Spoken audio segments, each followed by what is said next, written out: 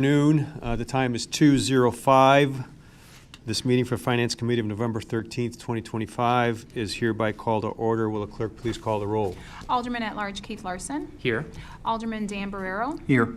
Alderman Edward J. Bugg. Here. Vice Chair Carl Franco. Here. And Chairman Masiacos is present. Yes. Alderman Bugg requests permission to participate remotely per Section 2-80 based on a reasonable anticipation of an extended illness. Is there a motion to authorize Alderman Bugg to participate remotely? So moved. Second. Motion by Alderman Barrero, second by Alderman Franco. All those in favor? Aye. Aye. Opposed? Motion carries 4-0. Welcome, Alderman Bugg. Thank you. And we can hear you for this meeting, by the way, so you know. Excellent. All right.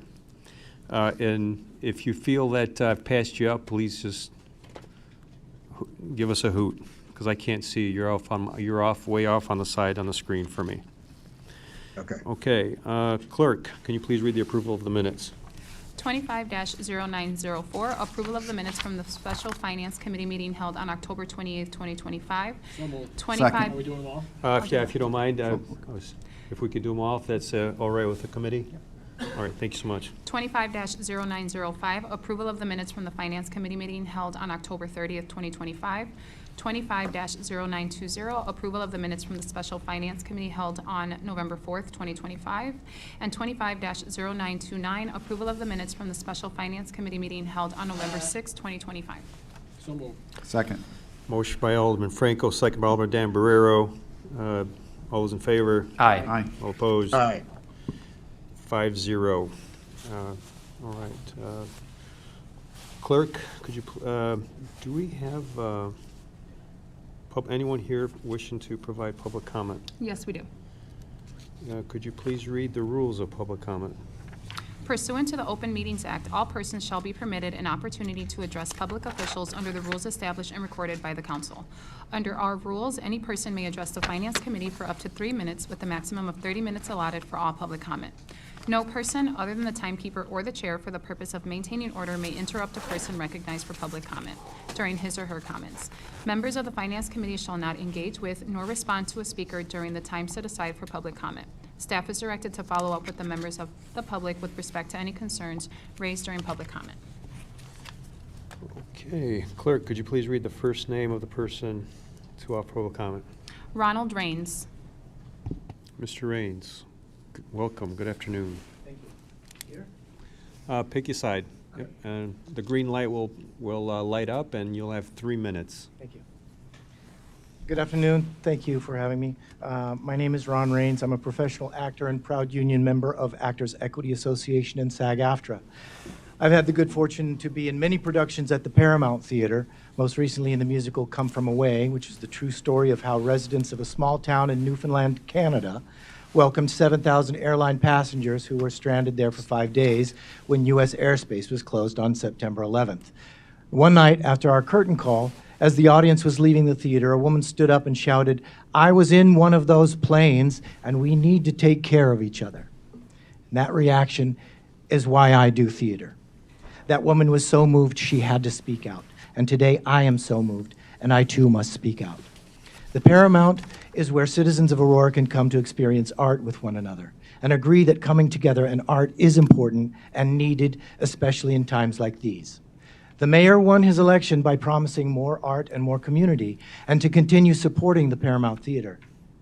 I'm sure we all remember how downtown Aurora was before the Paramount started producing Broadway quality theater. Since that time, the downtown area has been revitalized solely by investing in the Paramount. According to Americans for the Arts, the average theater goer expends an additional $38.46 in businesses such as Art House, Craft Urban, Tavern on Broadway, Alice's Corner, Ballydoyle, Altiro, Touche, and my personal favorites, Taqueria El Tio and Charlie's Silver Spoon Creamery. According to the Paramount's impact study, the theater is generating a $53 million economic impact in the community, including $4 million in state and local revenue. That means the theater is supporting 1,035 local jobs. There have already been union and non-union jobs lost, an entire season of plays canceled, on the Paramount's Copley stage due to the threat of losing funding. And many more jobs and programs will continue to be lost at the Paramount if this latest proposed budget is passed. More shows will be canceled, businesses will close, jobs will be lost, and downtown Aurora will again be in decline. To borrow the quote from that woman in the audience I mentioned earlier, we need to take care of each other. I'm asking you on behalf of theater patrons and professionals, business owners and employees, and all citizens of Aurora who enjoy the revitalized downtown area, do not cut funding for the Paramount Theater. Protect these jobs and the economic impact that the arts bring to Aurora. Thank you very much. Thank you, Mr. Raines. Clerk, is there anyone else wishing to provide public comment? No. Okay, since there's no one else, we can proceed with this agenda. We do have, well, almost 3 hours, but until 5 o'clock. So clerk, could you please read the first item on the agenda?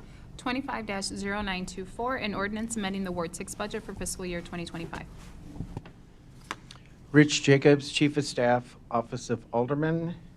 I'm here on behalf of Alderman Michael Seville to answer any questions about this item. If there are no questions, is there a motion to approve? So moved. Second. Motion to approve by Alderman Damborero, second by Alderman Keith Larson. All those in favor? I have Aye. a question. Aye. Question. Alderman Franco has a question. So, again, what is this exactly for? Oh, I see. It's engineering cost for the safe routes? Is that what this I is? can't hear you. Safe routes to school. I'm sorry, my fault. It's a safe school Okay, I just wanted to make sure. opportunity, Okay. That's which the is only a question I capital had. project Right. that wasn't available or known when we did the budget in August of 2024. Okay, Yes, if I'm correct, the first three are for safe. same things? Same Okay, thing. Okay, And if it's not in the first file on the docket, it's in the second one. yeah, That I got it explains here on this, okay. Okay. That was the only question I had. Okay, all right, so if there are no further questions, we have a motion and a second. All those in favor? Aye. All opposed? Motion passes 5-0. Clerk, could you please read the next item on the agenda? 25-0926, an ordinance amending the Ward 1 budget for fiscal year 2025. So moved. Second. We got a motion by Alderman Franco, second by Alderman Keith Larson. All those in favor? Aye. All opposed? Abstain?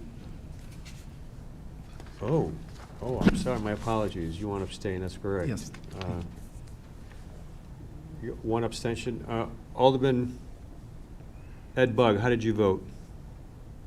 Yes. Yes, all right, so 4 yeses, 1 abstention.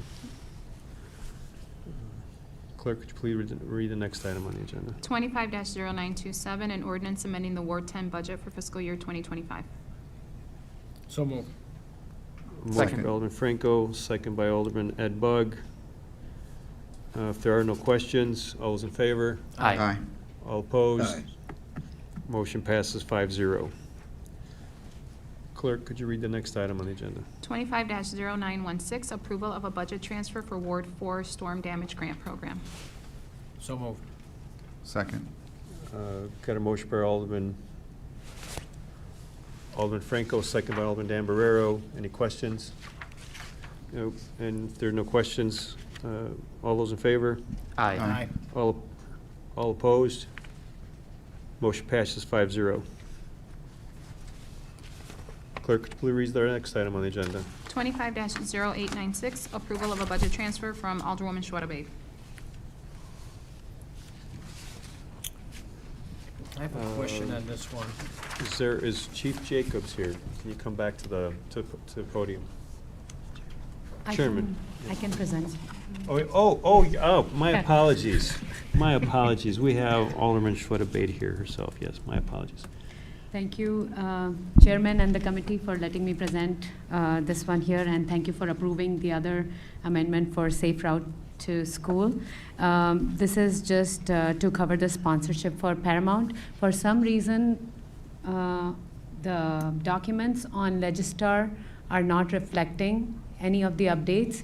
I brought this up at, before this meeting to my aide, and then I think Rich will be contacting IT, and they will be updating all these forms for You get the future. printout too. Yeah, and they printed a copy for everyone.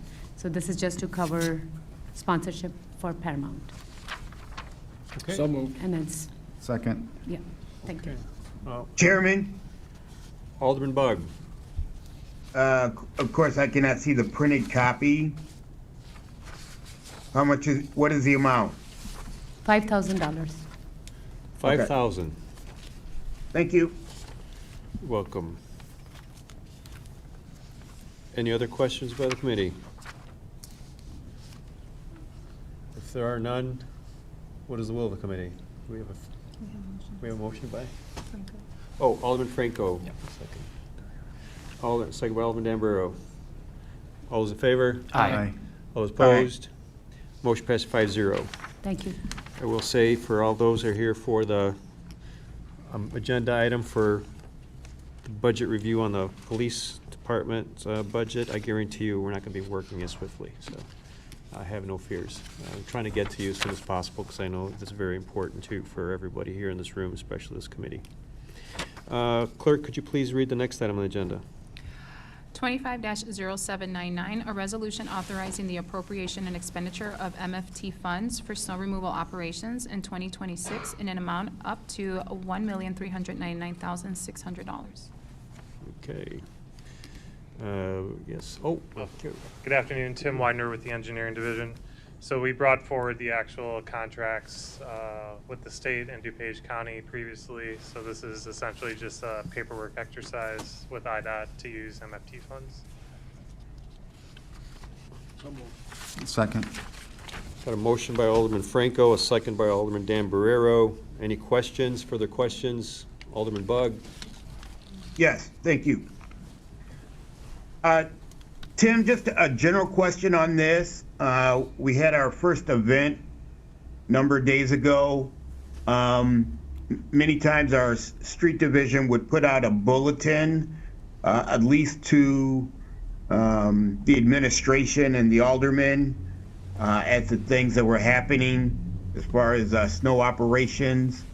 It's very possible that I just missed it when I was under the weather.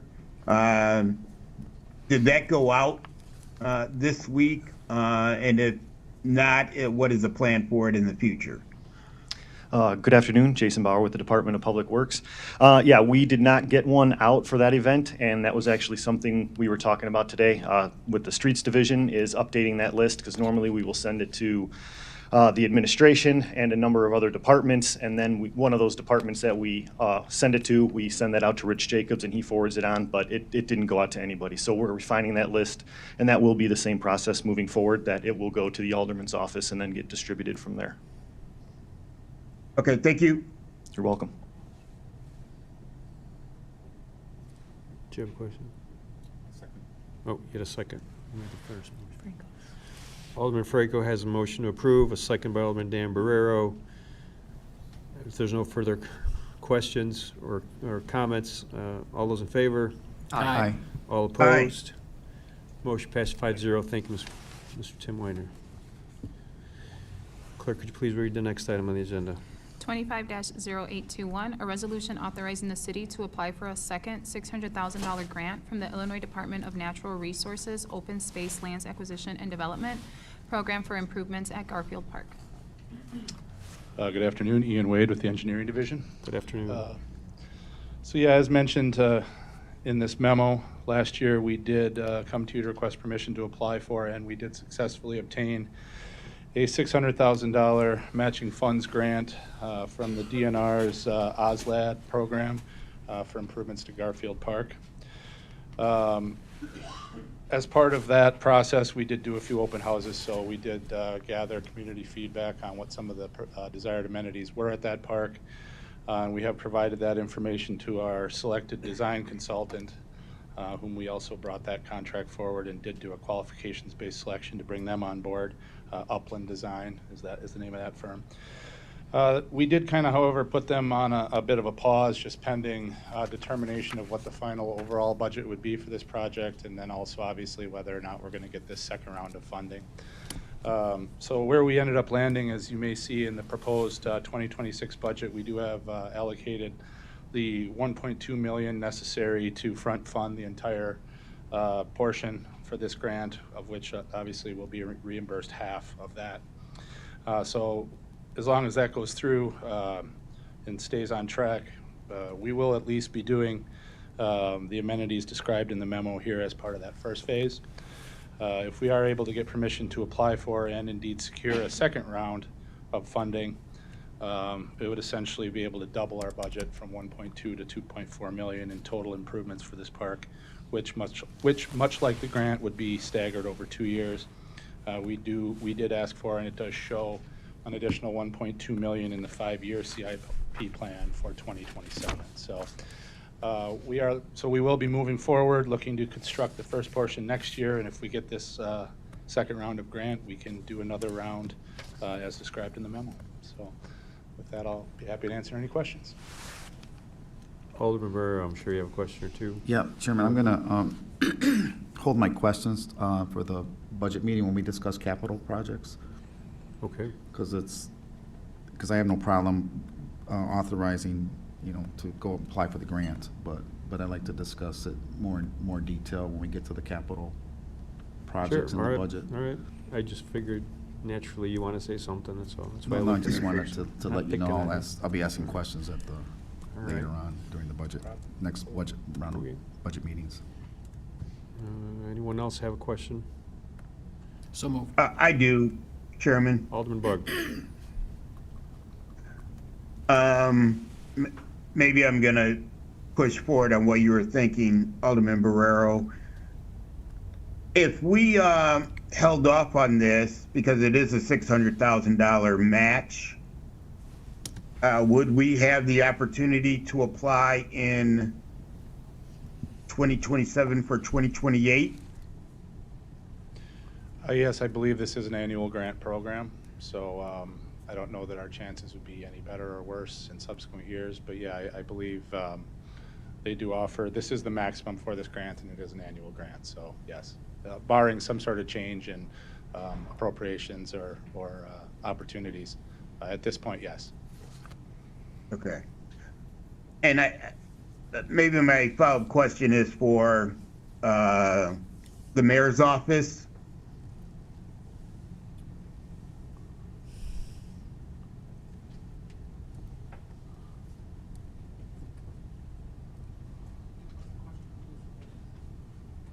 Can someone come up here real quick? Alderman Bug has a question for someone from the mayor's office, if anybody's here. Oh, we have legal counsel. We'll take you too. You're fine. We'll accept that. You'll do, Patrick. Patrick Collins, Citizen Corporation Counsel. Alderman Bug, what's the question here? Okay, well, I think Stacy's sitting there. Maybe the question is best for her then. Happy to help. If on this $600,000 that we would have to match, at this time, do we feel this is the best use of the $600,000?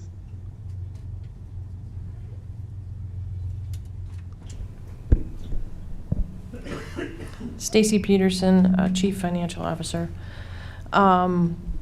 With the grant itself, we would have to go back and look at the award document to make sure that it's in line with what the purpose is that we're using it for. And also, I know with grants, if you apply for a grant and you don't use it, there is potential, like you can postpone it with some grants into the future. But if you decide not to spend the money, you could also possibly risk future grant opportunities. Okay. Ms. Peterson, can you clarify that? So typically, there's a grace period of an additional year? Well, it would actually depend on the actual grant. We'd have to go back and look to see if they could potentially, because each grant is different. And how long would that take? I'd have to actually consult with the grant writer. Okay, all right, Mr. Chairman? yes. We're just authorizing another application. We're not talking about spending monies in 2026. We're just talking about applying for another round of grants, that's all. No, but I think Alderman Bug is trying to figure out what's our commitment if we approve this today. Correct me if I'm wrong, but that's what I'm hearing from Alderman Just to Bug. apply, not, Right. they are but- applying, that's all. Right, and if we're granted the grant, then we would be putting in $600,000 to match the grant. Good afternoon, Jason Bauer again with the Department of Public Works. Yeah, Alderman Bug, you're correct. That would be the commitment, and that's why we bring these forward, is we want to get the permission to apply for the grant, because at the end of the day, it is us committing city funds to a project. And I think as far as your previous question as to, is this a priority? What we did when looking at the CIP, and we'll be presenting that next Tuesday, we were looking at existing projects and proposed projects, and the ones that have grant opportunity where we can offset funds for those projects, those were prioritized. So I think that might be the answer you were looking for. Yeah, it is partially in my mind, in looking at projects. So Garfield Park was awarded this first half, so the question in my mind would be for them to have an additional development at that park. Is that the best use of other funds, or perhaps we could use that $600,000 somewhere else? So that's kind of my question. Yeah, and again, it all came down to how we prioritized every project within the capital improvement plan that we'll be presenting. And again, looking to offset funds on projects that had shortfalls, because this overall budget is significantly higher for this project, and that's why we're breaking it into phases. So by breaking it into phases, we can come closer to accomplishing the goal, the final build-out. So I've got a thought to throw into this wrench, and I hate to do this because it's not my ward either, but I'm trying to understand where maybe Alderman Barrera is coming from. Would you be more comfortable holding this at committee until we talk about CIPs? That's what I wanted to do, because we're going to be talking about this on the 18th. When we have capital projects, all the capital projects will be on the table for Okay. discussion, including this. All right. That's what my preference is, instead of talking about it now, because I don't think, in consideration of the people here for the rest of the agenda, I don't think it's something we All need to right. talk about right now, other than authorizing them to So your to apply motion, we for- hold this for, No, all they're doing is applying for a second round of grants. okay. The project is gonna cost $4.5 million, right? All they're trying to do is get some state dollars to contribute to that cost. Right now, we have 1.2 million out of 4.5 million, right? So we're way short. So what does that mean? We have a master plan that basically is gonna be worthless, because we don't have $4.5 million for that plan. So in order to move forward with $1 million, $1.2 million, it's gonna be crazy, because all that's gonna do is involve demolition.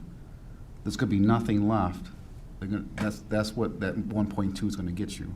There's no money, extra money for anything else. So it doesn't make any sense to me. So, like I said, I wanted to talk about this on the 18th in more detail. So, again, you want to hold this here until we have that conversation? No, as I well? want them to apply for the grant. Oh, you want them to apply for the grant? Yes, Ah, I see. absolutely, Okay. yes. All right. I'm sorry, I didn't understand that. What I don't want to do is, I didn't want to have the discussion Fine, enough said. like Alderman Bug Unsaid. is having on the All park right. right now. All right. That's where I'm getting All at. right.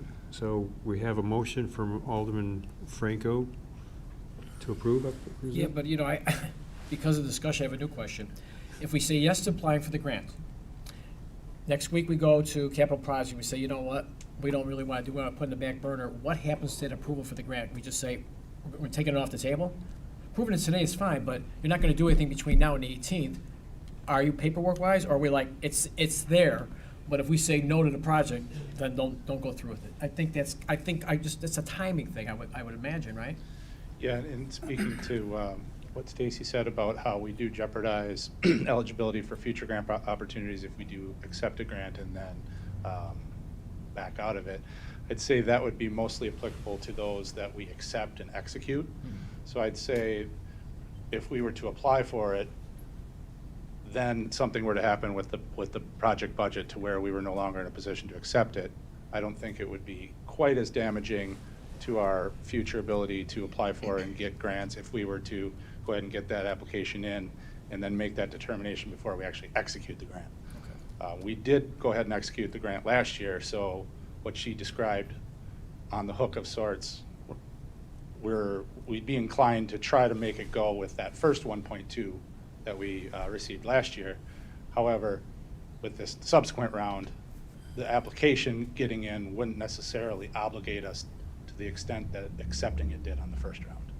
So And no- further to your point, Alderman, this is still going to go to Cow and Council Right. after this. So we will have the CIP discussion. Right. And you guys will see this again at Cow. So no harm if we say yes to the Not grant. passing it here at That's what finance, I'm for getting at. sure. Is it going to be Yeah. harmful if we just change our minds later on and just say no because No, it's- yeah, okay. because you'll have another chance Sure. at Cow after Okay. we present the entire capital plan.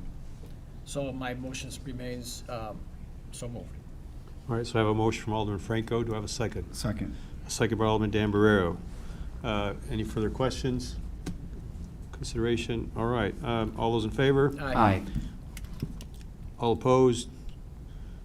Opposed. Motion passes 4-1. Thank you. All right. Clerk, could you please read the next item on the agenda? 25-0847, a resolution authorizing the city to accept a grant award of $147,375 under a grant agreement between the Driving a Cleaner Illinois through IEPA and the city of Aurora. Good afternoon. Oh, yes. Chris Welcome. Linville, Superintendent of Fleet Operations. This grant money comes from the, Could you pull the microphone down, Sorry please, a little about bit? There we go, so we can hear you better. these funds are allocated to Illinois from the Volkswagen Environmental Mitigation Trust, the settlement from Volkswagen. Will cover the majority of costs associated with replacing an existing Class 4 diesel truck, model years 1992 to 2009. It is a grant funding for 75% of the estimated project cost and 25% for the city. If you have any questions. Okay, any questions? Alderman Franco. So I'm not familiar with these trucks and how much they cost, but if you were, so this is 189,000-ish? Yeah, so I kind of forgot something. This is for an EV replacement. What do you mean? I'm sorry, I didn't So hear that. we replaced an existing diesel truck with an EV Class 4 truck. Right, okay, so my question is, because we're trending towards this as a nation really now, what is the cost of that vehicle, either with a hybrid model or a diesel model, compared to 189,000 for the EV? I believe, Approximately. I'd say probably, the base truck and then the build, probably, I don't know, I'd say 140,000. Okay. Just a guesstimate Okay. out there. All right. I'm just trying to figure out, when we're Right. transitioning over to electric and stuff like that, which is a noble cause, Right. I just want to make sure that the cost, when we're in this budget situation, doesn't push us back more because we're trying to go above and beyond. I know we're getting the extra money for this, but I'm just thinking going forward, and it'll still be able to do energy-wise, power-wise, what you believe it should do too, because I know that was a problem in the past with EVs and stuff. Right, so I'm evaluating right now various medium-duty electric vehicles to identify options that will align with our operational requirements. So that would provide a practical long-term value rather than serving as a novelty. Okay, thank you, appreciate it. Sure. Alderman Keith Larson. Thank you. Yeah, quick question about the truck that we're replacing. Is this something that we're able to sell or use somewhere else? I'm assuming with this grant, we have to get rid of it. So we have to actually disable this vehicle, so it Okay. cannot be used. Okay, so it's getting replaced because of emissions issues, I'm assuming. Okay. Thank you. Alderman Bug, questions? No. All right. There are no further questions. What's So the- moved. Okay. Second. Motion by Alderman Second. Franco, second by Alderman Bug. All those in favor? Aye. Aye. All opposed? Motion passes 5-0. Thank you. Thank you. Clerk, could you please read the next item on the agenda? 25-0881, a resolution authorizing the adjustment of parking fees for the Route 25 and Route 59 transportation centers. Welcome, sir. Welcome. Let's see. Good afternoon, Derek Winston, Director of Public Facilities.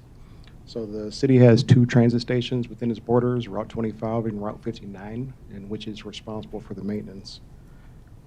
The train station maintenance is intended to be self-sustaining and through the collection of parking fees. The current parking fees are $2 for a day pass and $42 for a monthly permit. Before 2020, those parking revenues were sufficient to sustain the annual operations of the train stations, but come spring of 2020, that revenue source went to near zero. In the past 5 years, the parking lot usage has kind of returned, but it hasn't made it much past half. And the cities continue to maintain those stations using up the fund reserves and with the addition of subsidies. So to help to try to restore the transit center and the transit fund independence and rebuild the fund reserves, we're seeking council approval to adjust the parking fees. So the one-day parking pass would move from $2 to $3, and then the monthly permit would move from $42 to $60. And these are comparable with most other stops on the line.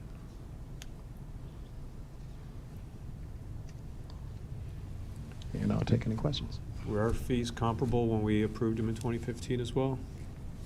Do you remember? I don't expect you to remember. I was just curious if you did that research or not.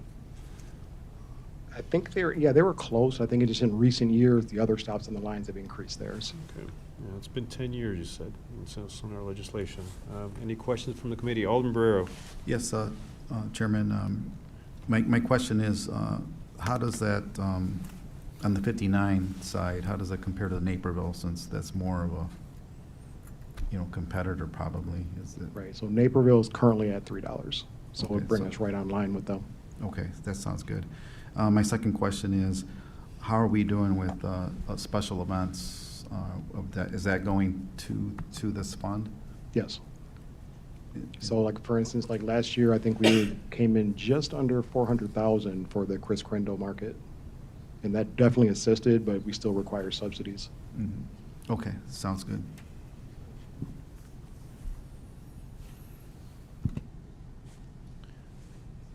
Alderman Bug, any questions? Yes, thank you, Chairman. Thank you for the presentation. We received the document on the the daily fees. And you clearly show that we were, one of the lower municipalities. I did not receive a sheet for the monthly fees. I don't know if it didn't get uploaded or I just have the daily sheet. Okay, so the daily rates were maintained by most of the stops on the lines, but most of those stops have eliminated their monthly option if they ever had one. And I know for sure Naperville, they've converted their entire lot to daily parking only. I gotcha. Okay. Do we know how many still have a monthly? I can get that number for you. For revenue collections, I'll have that. How many permits were issued? Okay. But you can look at the table there on the revenues, and you can see that the monthly permits have dropped to about half.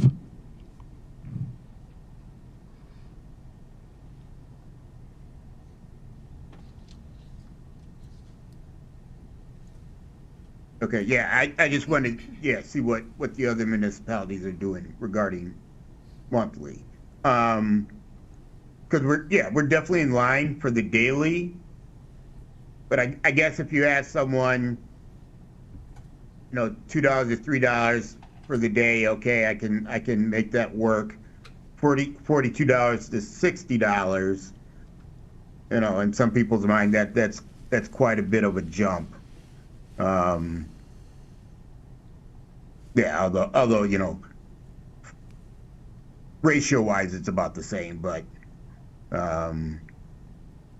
so yeah, if we could just see how many other stops are still doing the monthly and get their rate, that'd be great. Absolutely. Sir, question for you. What rationale, if any, to raise it to $3 besides looking at other municipalities around us? Well, the driving factor was Naperville. They were at $3, so since we're neighbors, that made sense, and then just made it across the line. And then in comparison to the other stops on the line, most of those are at $3 as well or higher.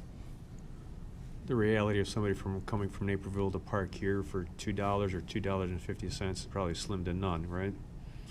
Just for anybody listening out there as well. There's no advantage to keeping it at 2. We're not going to be bringing those people over here. That's what I'm trying to get at.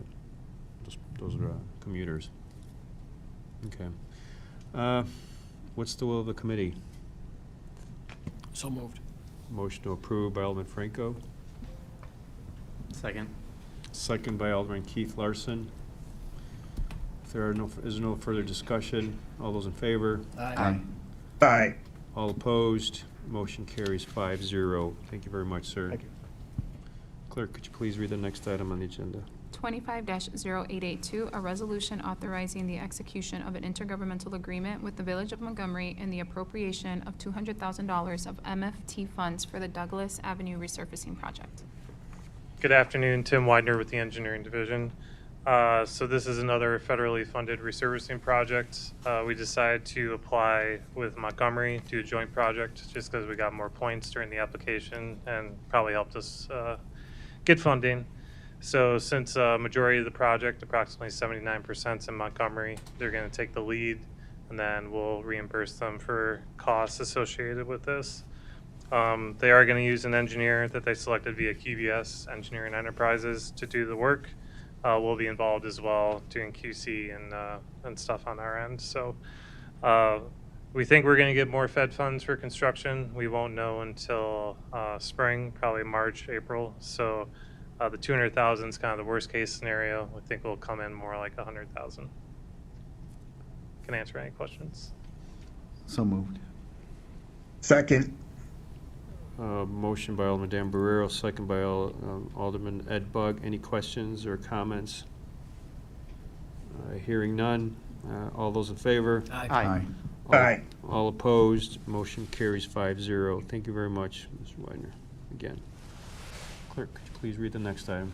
25-0922, a resolution authorizing the Fourth Amendment to the Second Amended and Restated Lease between Amrise Mid-America, Inc., formerly known as Wholesome MAMR, Inc., and the City of Aurora.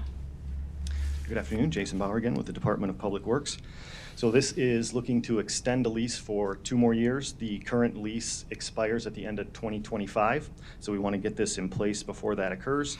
And this is the mine that's at the southeast corner of 25 and 88. The mine actually extends. It began in North Aurora and over a number of decades has been extending. It extends underneath 88, and they're mining the property underneath where the Heartland CCDD facility is at. So we want to make sure that we continue this lease to allow them to continue to mine the next layer. There's 3 layers to the mine. It goes anywhere from starts around 200 to 250 feet underground and extends about 300 feet after this one is done. It'll be another 300 feet beyond that. So we want to let them continue to do that while we continue to work with them and their lobbyists and their legal team and the city's outside counsel to allow us to, at some point, hopefully within the next year or so, start putting our lime residual into the emptied mine. So continuing this partnership makes sense for everyone involved, and we want to make sure that we get the lease extended before the end of the year. Okay. Are you finished, Ms. Bauer? Yep, I'm here to answer any questions. Okay, great. Any questions from the committee? So moved. Second. Second. Okay, a motion by Alderman Franco, second by Alderman Dan Barrero. All those in favor? Aye. Aye. Aye. All opposed? Motion carries 5-0. Thank you, Ms. Bauer. Clerk, could you please read the next item on the agenda? 25-0848, a resolution to accept award number 24-203712 HD 240371 from the Illinois Department of Commerce and Economic Opportunity Program for $2 million. Good afternoon, Chairman, members of the committee. Jeff Anderson, Deputy CIO. This is a reimbursement, not a grant. There are no matching fund requirements for this. We applied for this at $3.1 million. The east side, the fiber ring, if you will, on the east side of the river is at 90% capacity. If you look at what we've got over there now, we've got police headquarters, soon-to-be fire headquarters, Department of Public Works, water production. There's a whole lot of, network connectivity needed on that side of the river. We applied for 3.1, received 2 million.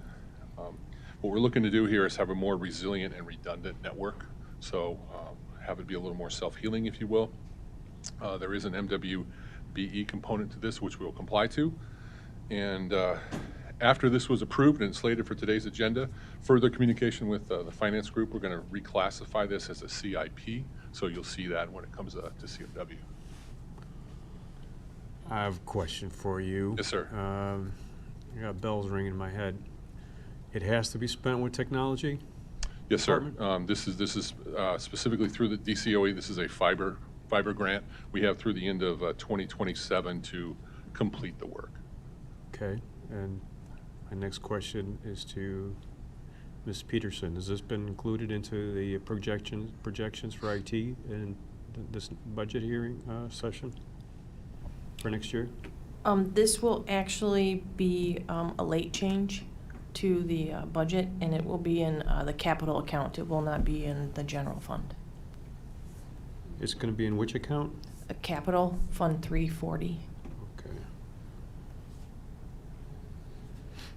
And to add to that, Chairman, we were notified of this award on October 7th. So it's been kind of pulling it all together and trying to figure out how to get it all in front of you as soon as we could. No, it's okay. Anytime an award comes is great. I mean, don't worry about me. I'm not complaining Understood. about that. Just want to explain the timing of all of it. I'm just trying to figure out the timing going forward. Yes. I'm thinking too, I'm sure, I've asked the question every person in this committee is probably thinking at this point too. So $2 million coming, or 200,000, no, 2 million, right? 2 million, yes, sir. 2 million. So, all right, fantastic. Any questions from the committee? Question. Alderman Franco. So this is a reimbursement, so we've already done the work. No. Oh, it's a reimbursement for work that we haven't done yet. Correct. Okay. So we put forth a plan for 3.1. So Right. we're going to rehuddle here and figure out what exactly makes the most sense for the 2 million. Okay. And then as we go through, this is like what we've done with previous COPS grants, et cetera. As we spend it, we ask for the reimbursement from the state. So was our goal, obviously our goal was to get 3 million, because that's what we Yes. think the project is going to cost, or is it going to cost more than that? I mean, Well- ballpark, I guess. Yeah, the intent always has been to sort of see how far we can, or how much we can expand the network for future growth, right, and potential expansion of, how it could be used to reach other businesses, et cetera, right, since the city owns the fiber, that anything would go to online, right? So we're going to regroup here and figure out exactly what that means. And again, I think the focus is going to be more so on our infrastructure for the city services, so that, staff and residents get the services that they deserve, right, for this. So this will be, can we make the more ring self-healing? Can we do some things to reduce single points of failure within the ring, those types of things. It will be at a very high level here. We'll come forward with a plan as we start to spend this money. Okay, so 2 million will get us going, not everything we would like to do, obviously, because that's why I went for the 3 million, but we'll get us going to start some of the project, and then it's up to us whether we want to put more into, go further or go more grants, but 2 million to get us going. I'm trying to get the. Correct, exactly. Yeah. We're not at this point going to commit, to anything much bigger than Sure, that, right? right. But we're going to see what makes sense to get us, steps forward on the path, if you Right. will, right? I mean, the path is never going to finish in this scenario, right? We're always going to want to extend our services in this space, right, and make sure we have proper coverage for, many of the things we're going to talk about here in the next agenda item and others, right? Make Right. sure we have the right communications in place. Okay, good, thank you. You're welcome. Alderman Bug? Yeah, thank you. On this, does the Department of Commerce and Economic Opportunity have a future round of grants in this arena? So what I'm hearing is that it's in appropriation right now. So it depends on. That makes sense. Thank you. Okay. Wait and see. Yeah. And there are these types of fiber grants we have applied for through various different agencies, whether they're state or federal. I think there's a long history of those. Some of these we get, some of them we don't. We keep trying. So. Thank you. Mm-hmm. I move for approval. Second. I have a motion to approve by Alderman Dan Barrero, second by Alderman Carl Franco. One more question. Oh, question, yes. Thank you. Council. Yeah, this might be a question for me to bring up next Tuesday when we're talking about capital improvement projects. But with, I mean, the project isn't like fully scoped out, but with 2 million, obviously we can improve redundancy and make the network more reliable. But do we expect to also be able to have significant improvements in capacity? Oh, yeah, capacity is absolutely part of it, right? Yep. That in my mind is making it more resilient, right? Yep. I mean, if you think of a fiber ring as hands on a clock, the analogy that the IT staff gets tired of me repeating is if you have a fiber cut between 6 and 7 on the hands of the clock, if I can't go from 6 to 7, I should be able to go from 6 to 5 and go the other direction, right? We need to be that type of resilient. And so that's where capacity and redundancy comes in.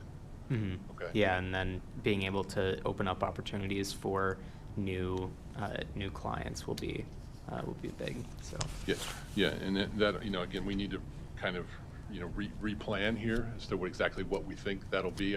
We don't want to commit ourselves to things we can't get to Alderman Franco's point earlier, but definitely want to get ourselves on the right path. Great, thank you. Okay, we have a motion and a second. There are no further questions or comments. All those in favor? Aye. Aye. Aye. All opposed? Motion passes 5-0. Thank you very much, Thank you. Mr. Anderson. Okay, clerk, could you please read the next item, the most coveted item on the agenda today? 25-0808, review of the proposed 2026 city budget, police. Chief, please, you're welcome to sit or stand at the podium. If you want to bring more staff with you to a podium and our chairs here, more than happy to. Commend you. You're probably going to be our last department head. Yeah. Last subject matter, and all but one, so far chose to come present department head, so I commend you for taking that. The lead on this. So with that said, the floor is all yours. All right. Good afternoon, committee. Matt Thomas, Chief of Police. So let me get the presentation going for you. The first thing we're going to go over is our the 2025 accomplishments. We had several significant milestones in 2025. I'm going to highlight 4 of those today for you. One of the most impactful accomplishments was we completed our department's first ever independent staffing study. This was an effort that took nearly a year, involved every division, and was made possible by the support of City Council. The goal of the staffing study was to answer a long-standing question by some of you from the community and other city leadership: how many police officers and support staff does APD truly need to serve Aurora effectively? Just to give a brief overview of those findings, the study confirmed that our patrol division, which is our largest division, is appropriately staffed at 150 officers. It identified the need for additional sworn personnel in our specialized units to enhance responsiveness. It also recommended expanding non-sworn professionals to support the department's growing administrative and technological needs. We recently completed our internal review of that report and returned the draft for some minor revisions. Once that is finalized, we will present the report to the mayor's office so that it can now serve as a roadmap for the department and help guide our administration and future administrations. Our second major accomplishment was expanding our services and community engagement initiatives. So the staffing study confirmed that we're on the right track by strengthening our service-based units and specialized assignments. This year, we expanded our school resource officer program. We added a cold case and an internet crimes against children investigator, and introduced 2 social workers to enhance our crisis and mental health response. We also created a dedicated human trafficking investigator to better hold traffickers accountable and support survivors of exploitation. When the community concerns shifted last year from traffic safety to property crimes such as burglaries and thefts, we created a crime reduction team. That team is dedicated to addressing those issues specific to burglaries and thefts. Their targeted approach this year has led to a measurable decrease in property crimes citywide. We also introduced several new community engagement initiatives this year and events, many of which were inspired by our officers. We formed a Special Olympics committee this year to strengthen our fundraising and community outreach efforts. And thanks to our team's dedication this year, we almost doubled our fundraising efforts this year, helping Illinois achieve first in the world for Special Olympics fundraising. Finally, we just recently launched our Senior Safety and Resource Unit. This is a new program that we started in partnership with the members of the Aurora senior community. The this unit offers seniors a dedicated point of contact when they are calling into the police department to ask questions, receive crime prevention tips, and participate in meetings focused on safety resources for older adults. The third major accomplishment we listed was the diversity of our workforce. This effort began under Chief Cross, and this year we reached the most diverse staffing levels in APD history. Today, over 35% of our workforce represents diverse backgrounds. Just for context, in 2015, approximately 15% of our officers were Hispanic, and today that number is over 27%. Our most recent hiring group this year brought nearly 75% diversity to the department, demonstrating that our recruiting efforts are working. And likewise, our police cadet program, which is one of our most important hiring pipelines, has achieved nearly 65% diversity. We strengthen our recruitment efforts through partnerships with Spanish language media outlets. We also created the Spanish language Citizens Police Academy and built partnerships with historically black colleges and universities. These efforts continue to build a department that better reflects and serves the diverse Aurora community. The final and most significant accomplishment in 2025 is one we're incredibly proud of. We were recently recognized as one of the safest cities in the United States. Our officers increased traffic enforcement and community engagement. While traffic stops might seem routine, they directly correlate with safer roads. This year, our officers have increased their traffic stops by 18% more than last year. As traffic stops increase, accidents decrease. As DUI arrests increase, serious and sometimes fatal accidents decrease. And we've increased our DUI arrests by 36% this year. We also see a strong connection between our proactive policing and reductions in violent crime. As our traffic stops go up, gun seizures go up. As gun seizures go up, violent crime goes down. And this year, our gun seizures are up over 100% this year. We've taken more than 200 guns off the street already this year. Also, our curfew enforcement is up 127% this year. So fewer juveniles on the street late at night contribute to safer neighborhoods and better outcomes for our younger people. Also, our directed patrols are up 31% from last year. When we conduct more directed patrols in our neighborhoods, there's increased visibility, which results in a decrease in thefts and burglaries. Let me switch to some crime stats for you. So in 2024, you can see we had 7 people were struck by gunfire, and we had 1 domestic homicide. This is a dramatic improvement from the Aurora of 10 to 20 years ago, when more than 44 people were struck by gunfire with 8 homicides, and 20 years ago, 47 people struck by gunfire with 17 homicides. This year, our crime statistics remain at historic lows. 2 decades ago, we had, in the robbery category, we had averaged 150 robberies per year. This year, we recorded just 34. Burglaries once totaled 1,000 annually. Today, we've cut that figure by more than half. While we work to significantly reduce crime, we can never completely eliminate it. But to sustain the momentum and continue driving crimes to record lows, it's important that we preserve our staffing, our technology, and our critical resources to the best of our financial ability. We're incredibly proud of what we've accomplished together, and this recognition as one of America's safest cities belongs to every officer, support staff member, and every resident who has worked each day to make Aurora safer. At this point, I'm going to share a video that highlights some of these successes.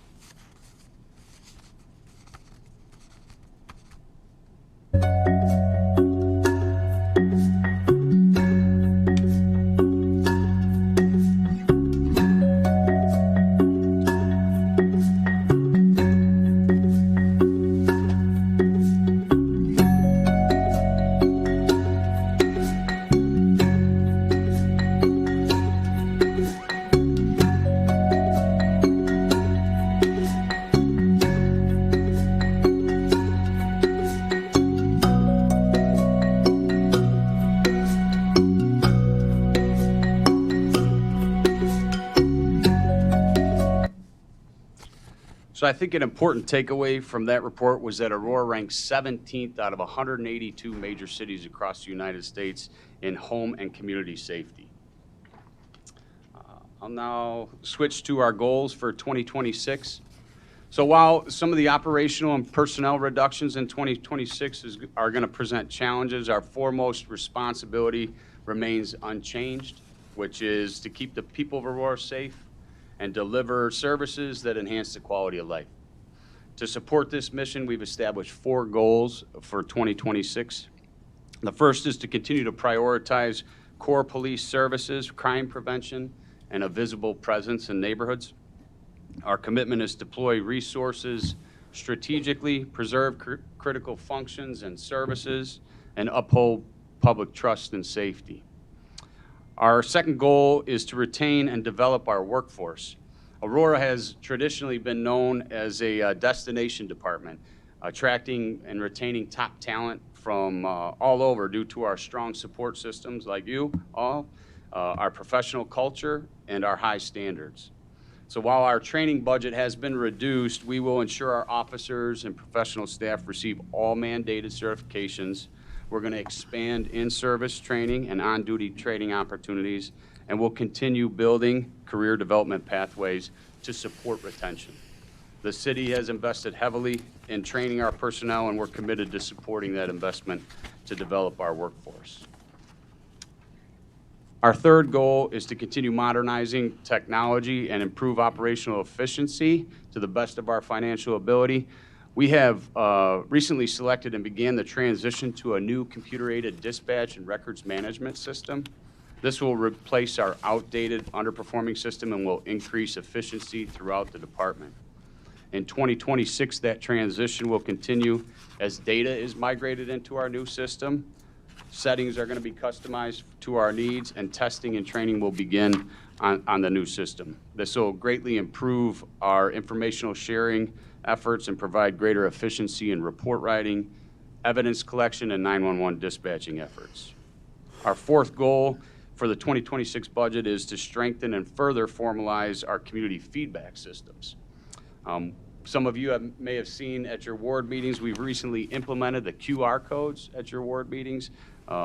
This is allowing residents to submit their concerns digitally. These submissions are then documented, routed to the appropriate officer, and then tracked for follow-up and reviewed to identify recurring issues in neighborhoods. The QR code submissions then go into our PS tracker systems, and that creates that accountable workflow and allows supervisors to monitor the progress and ensure residents receive updates. We're also expanding the use of our My90 platform. This was previously used for post-interaction surveys. My90 will soon support pre-arrival messaging for 911 callers, This feature will provide callers with helpful instructions while the officers are en route. For example, on traffic accident calls, drivers might receive a message telling them to pull to the side of the road if their vehicles are drivable, have their license and insurance ready for when the officer arrives. And if you call from your residence, callers might receive just some simple guidance like turning on exterior lights and securing pets in a separate room. This will help prepare the scene, increase the safety for everybody involved, and ensure our responding officers have the information and the environment they need to arrive and assist more efficiently. I'll move to the approved decision packages then for 2026. We have 4 approved decision packages. 2 of these support essential software and equipment renewals for systems and tools we already have in place. The funding source for the Calio equipment is our drug forfeiture money.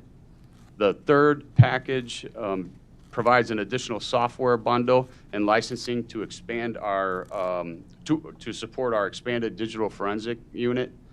We have been using a free trial license since we hired our 2nd forensic investigator a few months ago, and that's about to expire. The 4th decision package establishes a dedicated digital forensic analyst position, which allows our investigator that's currently doing the work to return to full-time criminal case work, so the analyst can handle digital evidence analysis and case preparation. You guys have any questions specifically about any of the of decision packages or anything I've said so far? If you would finish your presentation. Sure. Then we'll ask questions. Go back? If that's okay.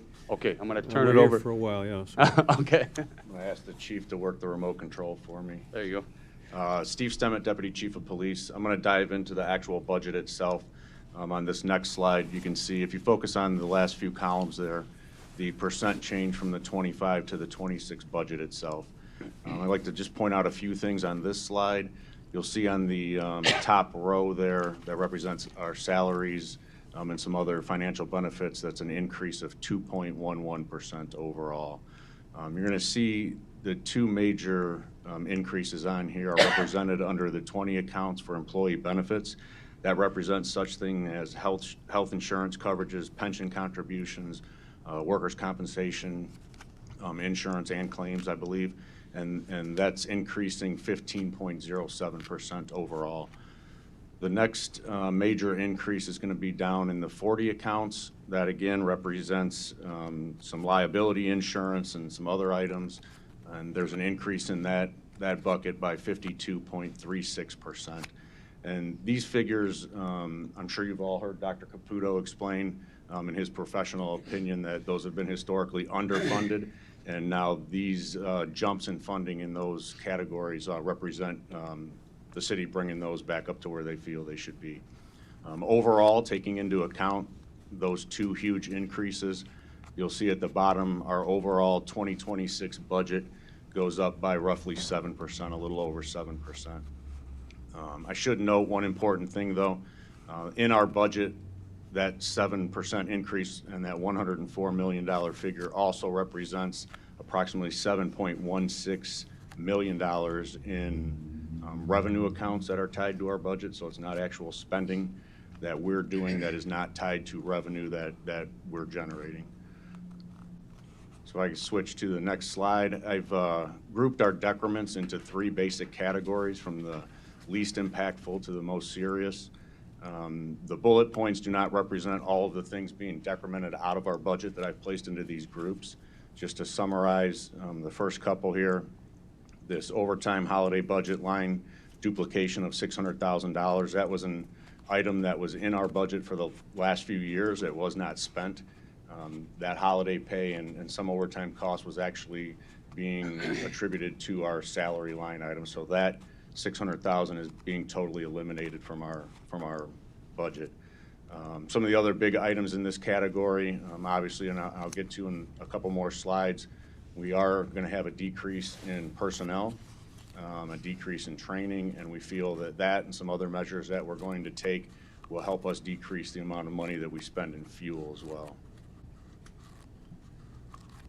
The next group, a little bit more painful for us, is going to be the the decrease of some general overtime, some training, which are tied together. Historically, for instance, we've done 6 mandatory training sessions per year. Next year, we are going to be cutting that down to 1 mandatory training session, or 8 hours, and that entire 8 hours is going to be spent satisfying unfunded state mandates that we're required to train on. Additionally, in addition to the mandatory training, some of our work group trainings are going to be reduced. Think of such things as our SWAT team training, drone team training, police canine training, just about around the board. We have roughly 30 specialized training groups. We're going to have to decrease some of the training in that category as well, too. A lot of that training is done on overtime, so by decreasing the training, naturally the overtime is going to follow. And then we will have other limitations, too, with the decreased overtime. You know, currently we're able to do specialized and selective enforcement when we see spikes in burglaries or car burglaries, for instance, or shootings. Some of those police details probably will not be as easy to come by next year. The ammunition line item, that's also tied to that training topic, with less SWAT team training, for instance, less officer training. We're going to go through less ammunition. The next and most serious bucket, this is our decremented personnel. Overall, the police department's losing 35 positions. I've split that into 2 categories, representing our sworn positions and our non-sworn professional staff. Out of these positions, I want to note that they include 20 vacancies, which those vacancies are really only vacant because forecasting what was coming ahead, we really ceased our hiring practices for the last 6 months to try to get ahead of it. 13 additional positions will be through attrition. There's going to be 1 layoff, and 1 person took the voluntary reduction in force. In the sworn category, we're losing 9 positions. That's 7 current vacant patrol officer positions, 1 police lieutenant through attrition, and 1 police sergeant through attrition. As we have less officers, obviously, with span of control, we'll have a lesser need for a police sergeant and a lesser need for a police lieutenant. Additionally, next year, through decrements of training and recruiting and hiring, the current lieutenant position that oversees that will not be as needed, so we'll have to incorporate those duties under one of our other police lieutenants. On the non-sworn side, most of those decremented positions, you'll see on the top bullet point there, that's 8 dispatcher vacancies. Historically, we've been understaffed despite our best efforts in telecom. We feel that by decreasing the 8 dispatcher vacancies there in order to save other jobs, that still leaves us approximately 6 or 7 dispatcher positions to hire, fully train, and get released to solo duty next year, and we think that that's an actual hefty goal to even get to that amount. The other major categories is our cadet program being eliminated through attrition. What that means to us is that we have 12 allotted spots. We currently have 1 vacant cadet spot. So we have 11 active police cadets right now. 1 of those cadets will be able to be hired as a police officer, actually probably next month. And then 4 more will be hired throughout 2026. We just will not backfill those positions once they become hired as police officers. Or if we lose any other ones, whether they change their mind on a career path or they don't complete the program successfully, we won't replace those positions as well. So to sum up those 3 buckets, an approximate decrement amount of $5.4 million and 35 positions are being eliminated from the police department. I also want to explain kind of the history of the negotiations, where we started at and where we are today. When we were first presented with the budget crisis from the mayor's office, 70 positions were being eliminated from the police department. That was not doable, in our opinion. We would not be able to provide the same level of public safety that the chief spoke about, losing that many of our dedicated staff in the police department. Through negotiations, we were able to chop that down to just over 50, and then we continued negotiations, and just yesterday, in fact, with Mr. Caputo, in the witching hour, making more adjustments to our allotted decrements and how many people we'd be able to retain. We were able to eliminate that to or limit that to 35 positions, and like I said, most of those are through vacancies. I also want to mention that on the next slide, some additional concessions that we made of approximately $2.6 million. The first one I'll speak to is actually the second bullet point there. As part of our normal budget process, we kind of scrub our budget from one year going into the next, and we were able to reduce approximately $750,000 just looking from one year to the next on items that we felt either we could replace with a better product at a lesser cost, or we just didn't need it at this time anymore because it hasn't been used. We were also able to give back $1.6 million in squad cars for 2026. I'll note that's not coming out of the general fund, that's a SHAPE fund item, but still a savings to the school. Because of the financial concerns as explained to us, we also renegotiated several things. We renegotiated our school resource officer contracts with District 129 and 131 so that the actual school district will pick up more of the cost for the police officer that's assigned to the school for 9 months out of the year. We still have to get caught up with District 204 to do the same. Obviously, we'd be looking for the same sort of agreement from them, as it wouldn't be fair to charge two of our school districts one amount and another one a lesser amount. If I could go back to, I believe it was the Group 2 slide. I want to mention at the bottom there a couple of other efforts that we did to try to save jobs ultimately at the police department and save the city money as well. We were at a point where we were going to have to turn off ShotSpotter altogether. That's obviously not ideal, and as many of you have voiced, it's a very valuable product in your areas. It's definitely led to a decrease in crime. ShotSpotter being a great partner of ours, once we brought that concern to them, they were willing to renegotiate our contract, and we were able to save $40,000 off of our price tag for 2026. The same thing with a product called Fusus. Fusus is a common operating picture for a lot of our technologies. Does such things as give officers in our kick center the ability to quick from camera to camera around the city, or even maybe within our schools. If we were to have an active shooter at our school, our kick center and our officers can view real time down some of the hallways of the schools and see where they're very valuable. That's another thing that we were going to have to discontinue. We spoke to Fusus, which is owned by Axon now, and we were able to renegotiate and get a $55,000 savings for next year, and also split that cost between the current year, 2025, and then the last year, 2027, so that we actually have a zero-sum bill for 2026.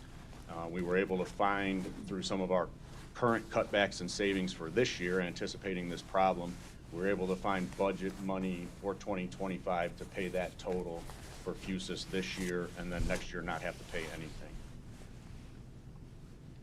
If I go back to the last side for the additional concessions, those were just some other things that we were able to eliminate from either the general fund budget or other funds within the city. And one other revenue generating stream that we're currently in the process of doing that hasn't been increased in a long time is our false alarm billing. We feel that that will generate more revenue to the city. It is an expense for the police department because for one, we employ one part-time employee that deals with all the alarm billing, but obviously we also have to send police officers out to residents and businesses every time there's a false alarm, and we incur a cost for that, obviously. Question? Okay, sounds like you're finished. Fairly thorough. I know all my colleagues on city council would love to see this presentation. Just a little housekeeping, make sure if we can get that out before the end of the day, or at least first thing in the morning to Chief Jacobs. Greatly appreciated for disbursement with all the alderpersons. Oh, it's already there? Oh, thank you so much, man. You guys are way ahead of this stuff. But I really like the way this was presented. I think it helps out with the residents at home that are also watching or maybe following, or maybe will follow after this meeting. So I appreciate that. I know you're ready. So I'm going to open it up to my colleagues, and we will start with Alderman to my left, Keith Larson. Alderman Keith Larson. Thank you. Yeah, I have a few questions about some line items. You actually answered some of them already, so thanks for that. The first one is under the police budget, line item 42-49. This is under the training budget, education/training for police Can you give cadets. us a page number? 626. It was hiding. Okay. Yep, 626 in the budget book. I know there's a revised budget. I believe this is the same in the revised budget. But I see there's 30,000 allocated for tuition for 12 police cadets, and then there's $55,000 decrement for the Explorer program.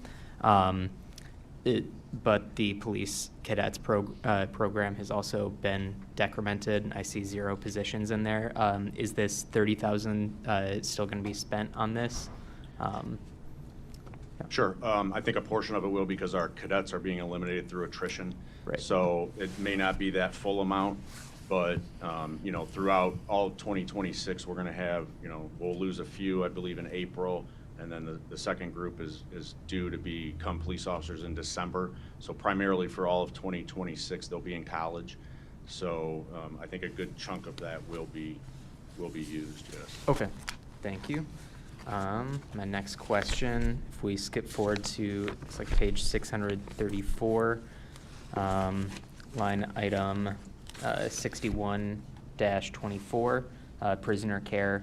I see a $3,000 decrement. Could we get a description on what is being decremented here? So our jail population has decreased. So that's like food and linen, like the cleanings of the linen. Since our jail population has gone down, we saw that we could decrement. These are some of the things like the deputy chief mentioned. You know, we try to be responsible every year and look at what our spending is, look what the jail population just for that account alone, and we saw a trend of decreasing jail population and saw that we could afford a savings there. So Okay, thank you.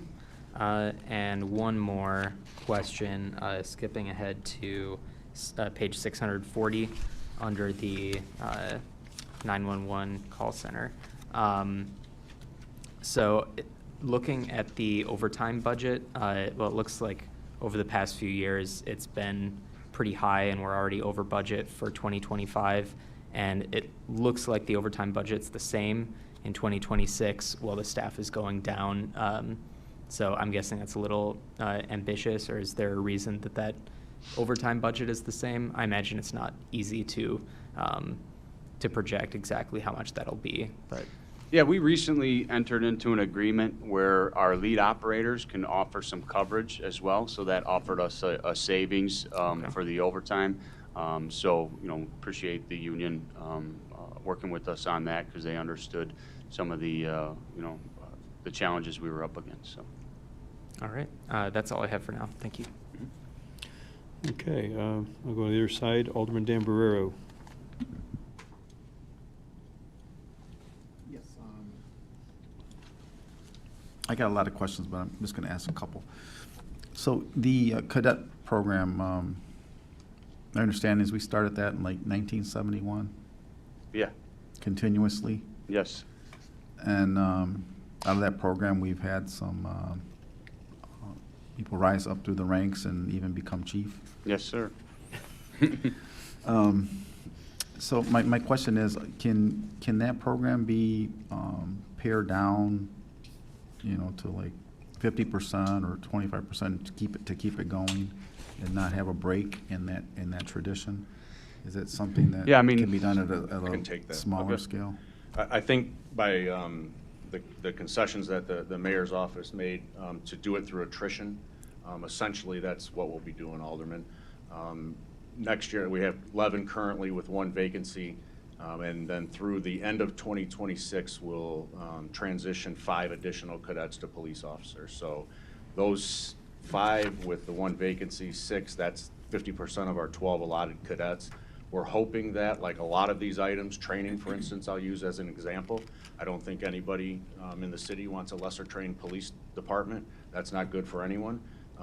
So I think going into negotiations and our budget for 2027 will be at a 50% reduction in our cadets, and hopefully that's something that the city is in a different financial position, and that's something that we'll be looking to bring back and not totally attrit and lose out of our capabilities of the police department. So we could resume this in 2027 and not I'm have a gonna make break in you, our... I'm gonna make you this promise. Yeah, We'll make that argument.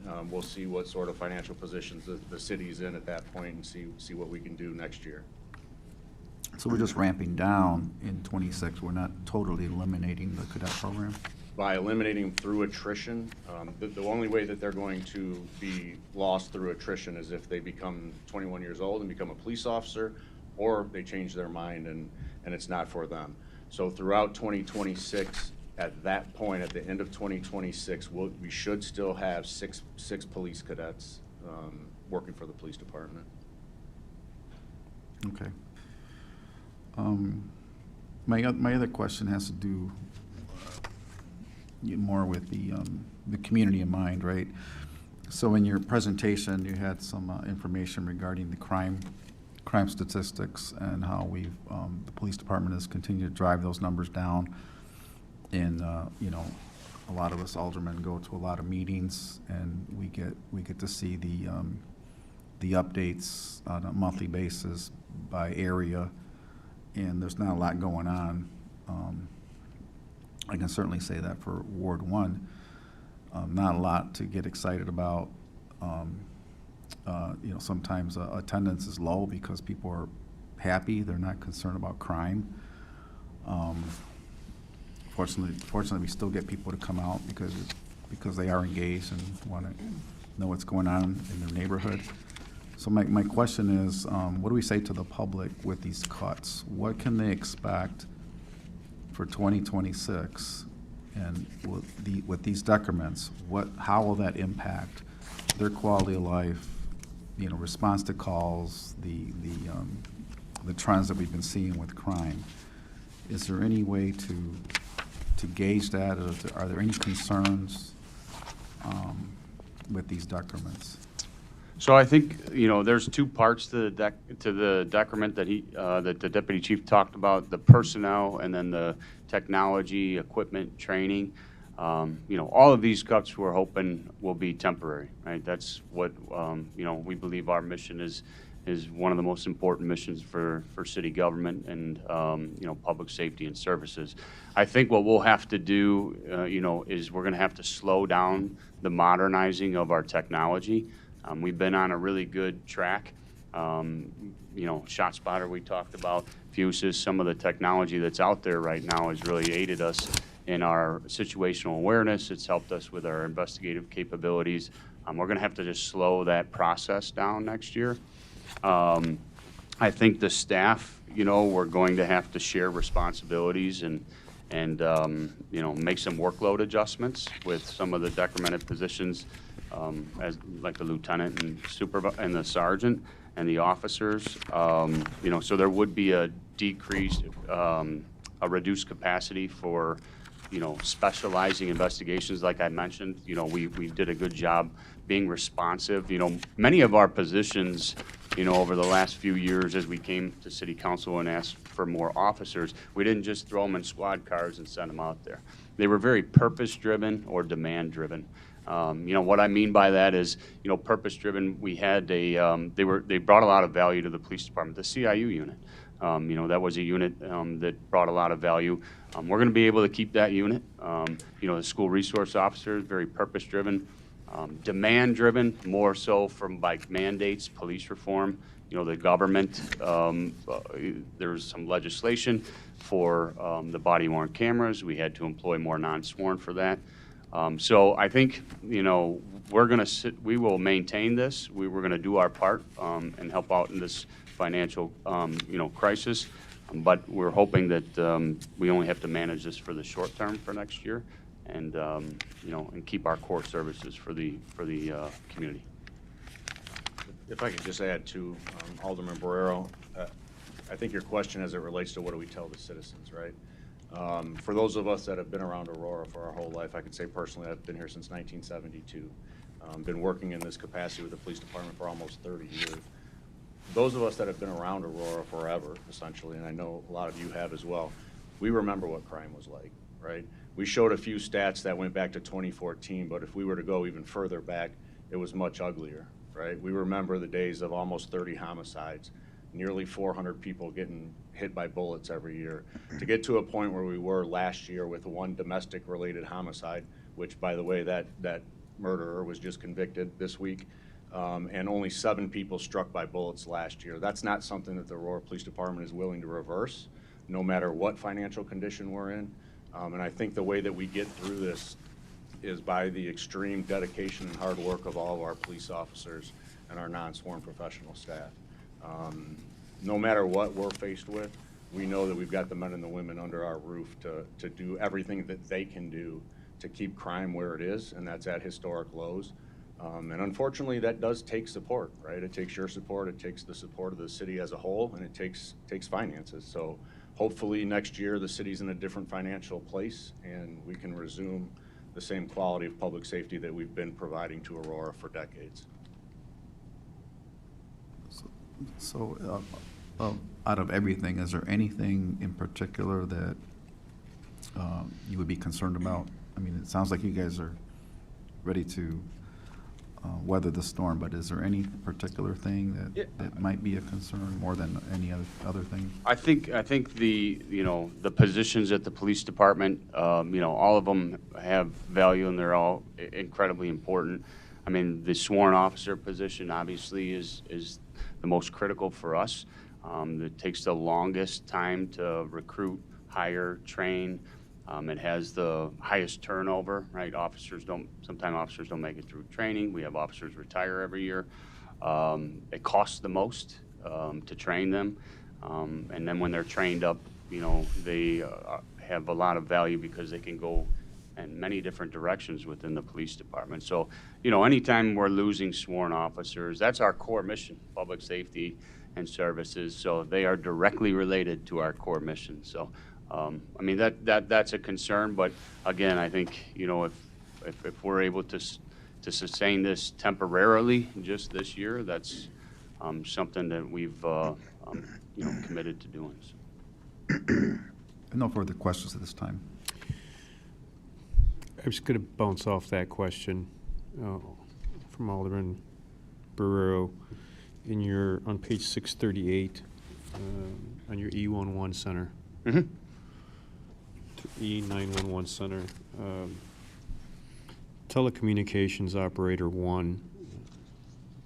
That's a reduction of 8 positions.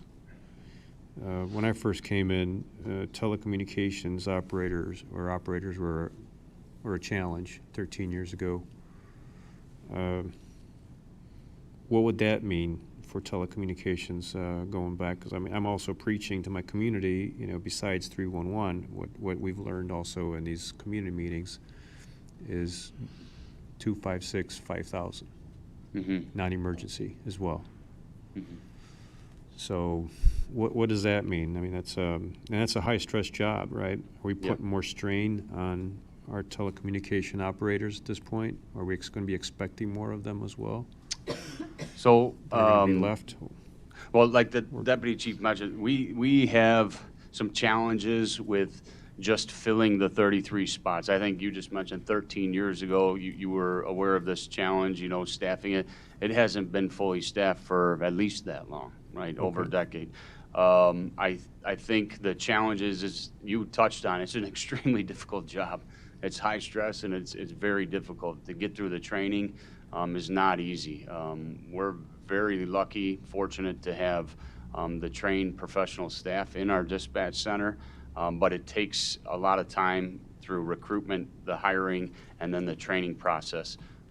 Unfortunately, there's limits with our training. We can only really train 3 or 4 at a time because of the way that the stations work in the training. Okay. So right now, I think we're sitting at 21 dispatchers. Yeah, I can put some numbers behind it. I think will help add clarity to that. We're currently at 22 dispatchers out of the 33 allotted. So out of those 22, that includes 2 in training currently. So we don't know what the fate of those trainees will be. Hopefully they make it. But really, we have 20 working dispatcher positions filled right now. Out of those 20, one has been off due to an unfortunate car accident, and I believe she's filed for disability. So that would take us down to 19.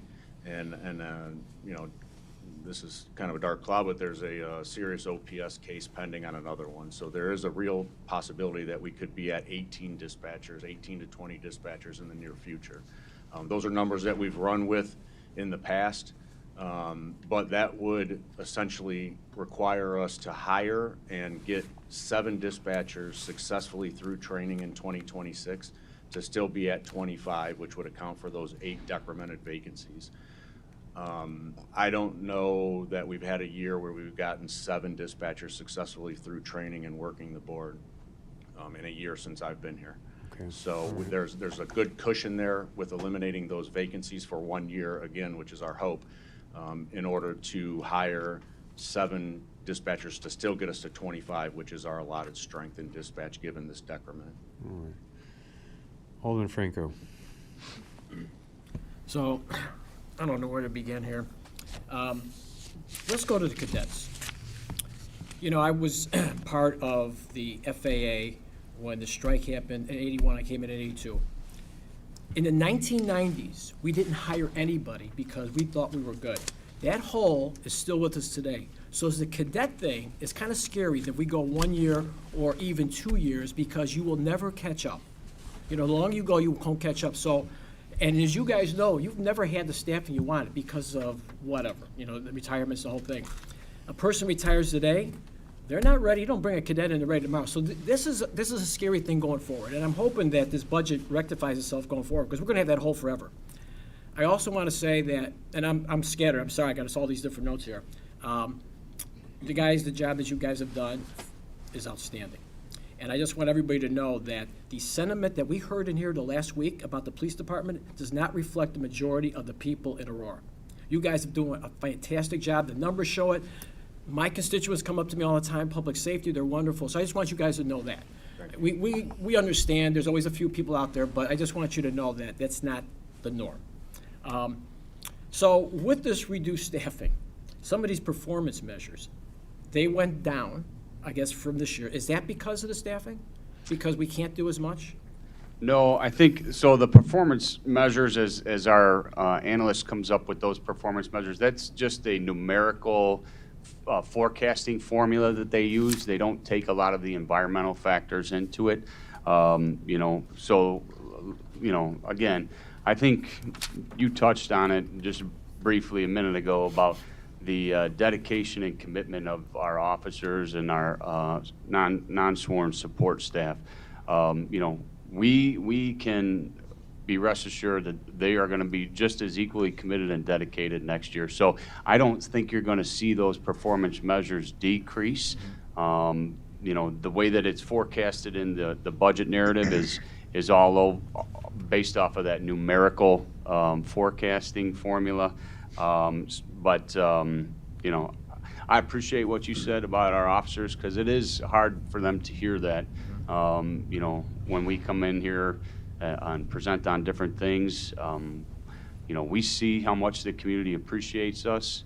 You know, our officers live in this community. A lot of times it's lost that our officers are human as well. They're very professional, so you may not see it on their face, but it affects them. And when people are able to offer their support to us and, you know, their appreciation, it means a lot. So I appreciate that. Yeah, thank you. Well deserved. I mean, the numbers bear it out. So let's talk about the overtime. Again, I know when our staffing in public safety was low, overtime was increased. This has to be. As you see right now, the air traffic controllers nationwide are mandatory overtime. If we're cutting staffing, can we really cut our overtime budget? I mean, because if we're going to continue to provide the service we are, and I'm going to guess from the 90s to today, the crime rate has gone down because of numbers in addition to other things, technology and better training. So I don't see how we can keep that up without using overtime because you got to be on the street, right? I mean, so I'm just trying to figure out how that reduction would parallel reduction in people. It would almost be like the opposite. Yeah, I can touch on that briefly. Again, like many of our cuts, it's not our position that any of this is sustainable, Right. right? This is a sacrifice that we think we can make for next year. Again, with the overtime, a lot of that is tied right to the training decrements, which again is not ideal either, and we don't want to sustain that beyond next year. But for instance, sending our entire police department prior to 2026, 336 members through mandatory training at 8 hours of overtime per session is a hefty price tag, right?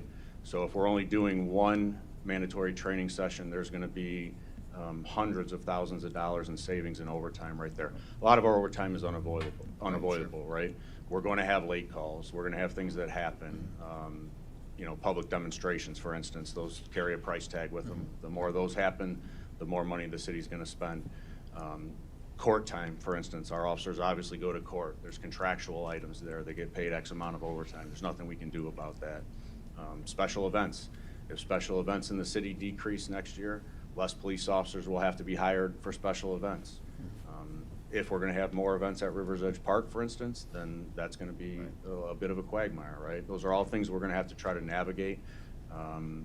The work group trainings, not that they were ever not necessary or extravagant, but for 1 year, again, we feel like we can take some of these cuts to training and overtime, but it's not something beyond 2026 that we're going to be able to absorb, because you know, lesser trained police officers is going to cost the city a lot more money in other categories. And one more comment I want to make, or kind of a question. My residents were thrilled we had this traffic group out there, you know, looking for traffic stops, like special unit, because the number one complaint I get, I think a lot of aldermen do it, is traffic. It's just not stopped at stoplights, stop signs, and speeding and stuff like that. So that was wonderful. And this is going to be kind of take a hit on this too, because that was a wonderful, it still is a wonderful program. So one of the positions that we had to decrement was the executive secretary that is in that unit. She took a lot of the administrative work off of the traffic officer's plate to allow them to go out there and be proactive with those details and responsive to some of the complaints that we receive. So, you know, we're going to have to get creative with, you know, some of those details. You know, we have other units, our officers are out there, but, you know, their main priority is responding to calls for service. You know, when somebody calls 911, I got to have somebody go answer that call. So, you know, there may be a decrease in some of those proactive details, but yeah, it's a challenge, like the deputy chief said, where we'll do what we can next year, and then hopefully we're in a better position in 2027. And just to piggyback that, Alderman Franco, traffic stops obviously important. It's traffic safety, but it also leads to a lot of other things. The chief mentioned that traffic stops this year are up 17.5%, but to put some numbers behind that, that's and this is from the end of October, so it's even more now, but that's little over 21,000 traffic stops that our officers have made this year, as opposed to just under 18,000 all of last year. Wow. So that's a motivated workforce, right? That's a workforce that feels supported. That's a well-trained workforce. Obviously, training equates to morale, equates to motivation, and obviously the most important thing is they're out there doing traffic stops safely and like they should be doing. So again, the trick is going to be to keep that motivated workforce, right? To keep them feeling like they're supported, and to keep them motivated to be out there and making those traffic stops. And our officers understand that they work for the citizens of the city, and they are fully committed to keeping those citizens safe in all regards, whether it's on the roadways or in their homes. All right, thank you, that's all. Appreciate it. Thank you. Alderman Bug. Thank you. First, I want to say, Chief, thank you for the presentation. It was very informative. You covered a lot of information. You know, everyone understands how important our police department is to our city. Crucial, you've done an excellent job. And even in coming to this year, we come in kind of at a crossroads in a special situation. We have things like, coming out of COVID, we were very thankful that we were able to deliver to the police officers a number of different, a lot of equipment, a lot of different things through the ARPA funds. And we were happy to do it. And, you know, we continue to have to maintain the things that we brought on board. However, ARPA funds are no longer there. So you have to adjust and keep going with, when you talked about things like technology and those other things. We need to keep going forward to have the best police force we can. And Dr. Caputo has talked about that we need to, you know, better meet our needs of the pension obligation. Our officers work very, very hard. And, you know, the aldermen more so have the opportunity to meet with the top officers and those who have been around 20, 25, even 30 years. And those men and women have worked very hard during their careers. And of course, we want them to have a fully, not only a fully funded pension, but we don't want them to have to worry about anything when it's their time to step aside. And we thank them for their service. So you kind of have those things coming together. And I appreciate the steps that the police department has taken, the way they laid it out there today, that this is a short-term stopgap measure. We need to back off on some things, be able to do about 95% of it through attrition and not eliminating directly a person, but a position. And even with the cadet program, that we will kind of step back from it some, but those people who are still in the cadet program, and as we take a look at the budget next year, to be able to bring it funded at that level or bring it back even higher, that is definitely the goal. So really it takes everybody working together, not only the chief and the deputy chief and the lieutenants, but of course the rank and file, the union members, and it is so important. And we thank you for the measures that you've taken, and we are going to work very hard and looking at revenue streams in the future and bringing some things back. Only one question I had, really, we've done this in the past. I want to see if there's any more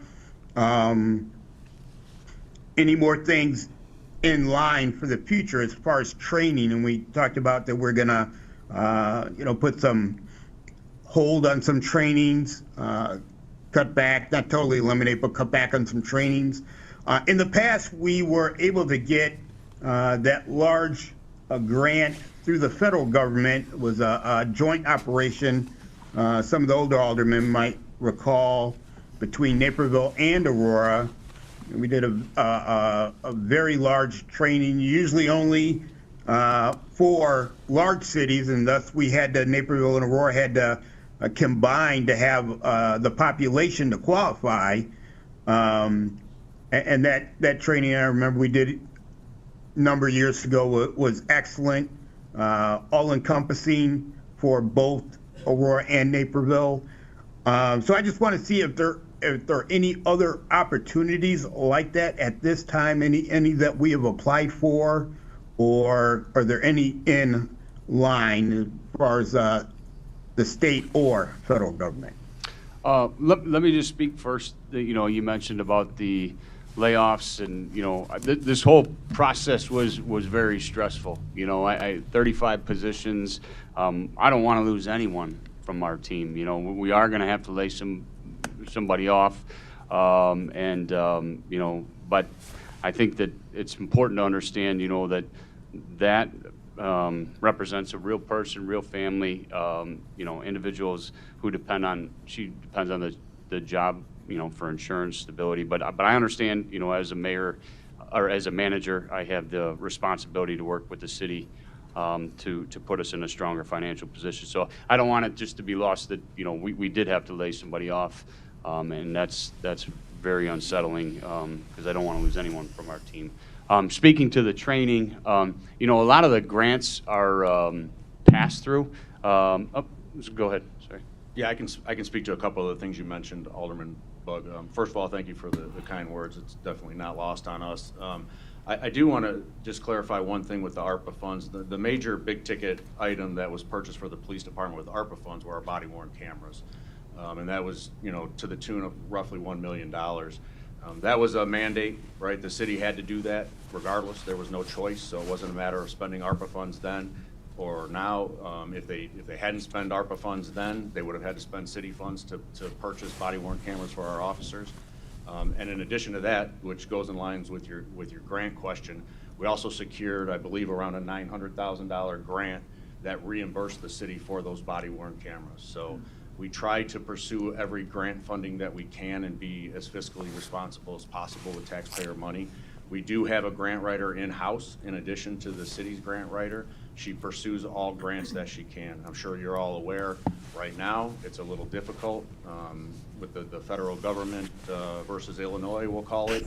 Some of those federal grants are not available to us. We can't even apply. And that's for political reasons. Hopefully that changes in the future, but we will continue to pursue every grant funding opportunity that we can for training and for everything else. I think you were referring to the Complex Coordinated Terrorist Attack grant that we did with Naperville, the CCTA grant. That was a 3-year project that it did afford a lot of not just police department employees, but a lot of city employees. I know EMA was heavily involved, the fire department was involved, and a lot of great training came out of that. That was a federal grant, I believe, and that's one of those things that we wouldn't even be able to apply for right now.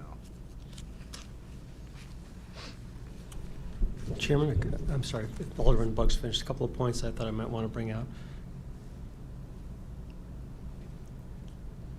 Dr. Caputo. Brian Caputo, Director of Operations Management. A couple of things I think might be a bit lost here. Even with the curtailment of the cadet program, Chief, aren't we still going to be maintaining lists of police officers to hire and testing and so on and so forth? It's not like we're going to never hire another police officer. Right? Yeah, we have the lateral program that was passed a few years ago that was negotiated in the CBA. So that's been a helpful pipeline. And then we do have the new hire list. I think the cadets' value is, you know, obviously the not only the hiring pipeline, but they supplement our officers a lot of times at the, you know, at a lot of events.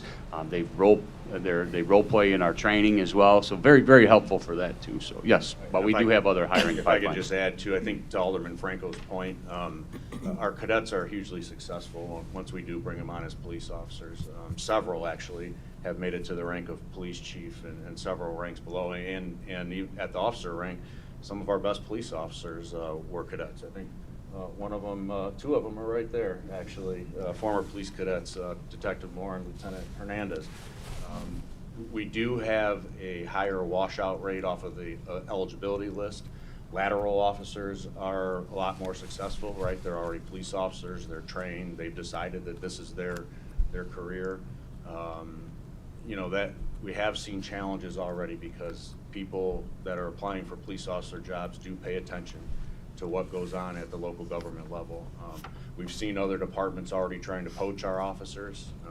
Luckily, we've only lost one of them so far to another agency, but that's something that we, you know, as police management, definitely want to make our officers and our non-sworn professional staff feel as valued as they truly are, so that we don't lose them to other departments. One other point about training is I understand that we had a bit of a cycling of this mandatory training coming through. Correct. Where this year we kind of benefited from a lot of mandatory training getting done next year, and this year, and next year's a bit of a lighter load. Yeah, so what Dr. Caputo is referring to there is basically with the state mandates, right? We have certain mandates that are annual, certain that are every 3 years. Through our mandatory training schedule, and again, this is something that has been around as long as I've been here, we have 6 mandatory training sessions per year. That's not just to satisfy mandates, but as it benefited us right now, in 2025, we were able to satisfy a lot of those reoccurring mandates through our mandatory training schedule, so that next year, our sole mandatory training session will satisfy all the additional mandates that we're required to satisfy.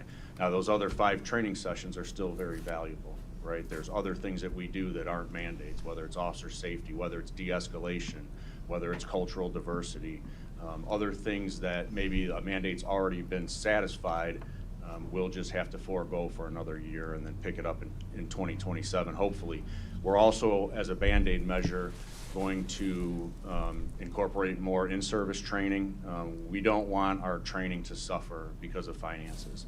So if that means, much like one of our SRT sergeants just accomplished for our entire police department, if a property becomes vacant, he was doing some training in Eastwood where we did room clearing and room entries with our police officers. He was able to pull in 5 or 6 guys or girls as they were working if they weren't on calls and run them through some scenarios for 20 minutes, right? That's better than nothing. So we're gonna have to find creative ways to bridge that training gap next year. We feel that we're one of the best trained police departments in the country, and we're not willing to reverse that reputation. That's also what attracts a lot of people to come here. It's because of our training and the support that we get so that we can have that training. So we don't want to lose that recruitment pipeline either. So. Alderman Bug? Yes, thank you. Yeah, that concludes my question. Okay, well, I'd like to just, again, interject and maybe piggyback on what Carl Franco said, Alderman Carl Franco, and then also, more importantly, what the sentiments of Alderman Ed Bug as well. We do get a front row seat to how you operate and how you work within our community and you work with the aldermen. That's definitely for sure. But it doesn't mean our community doesn't see what you do also.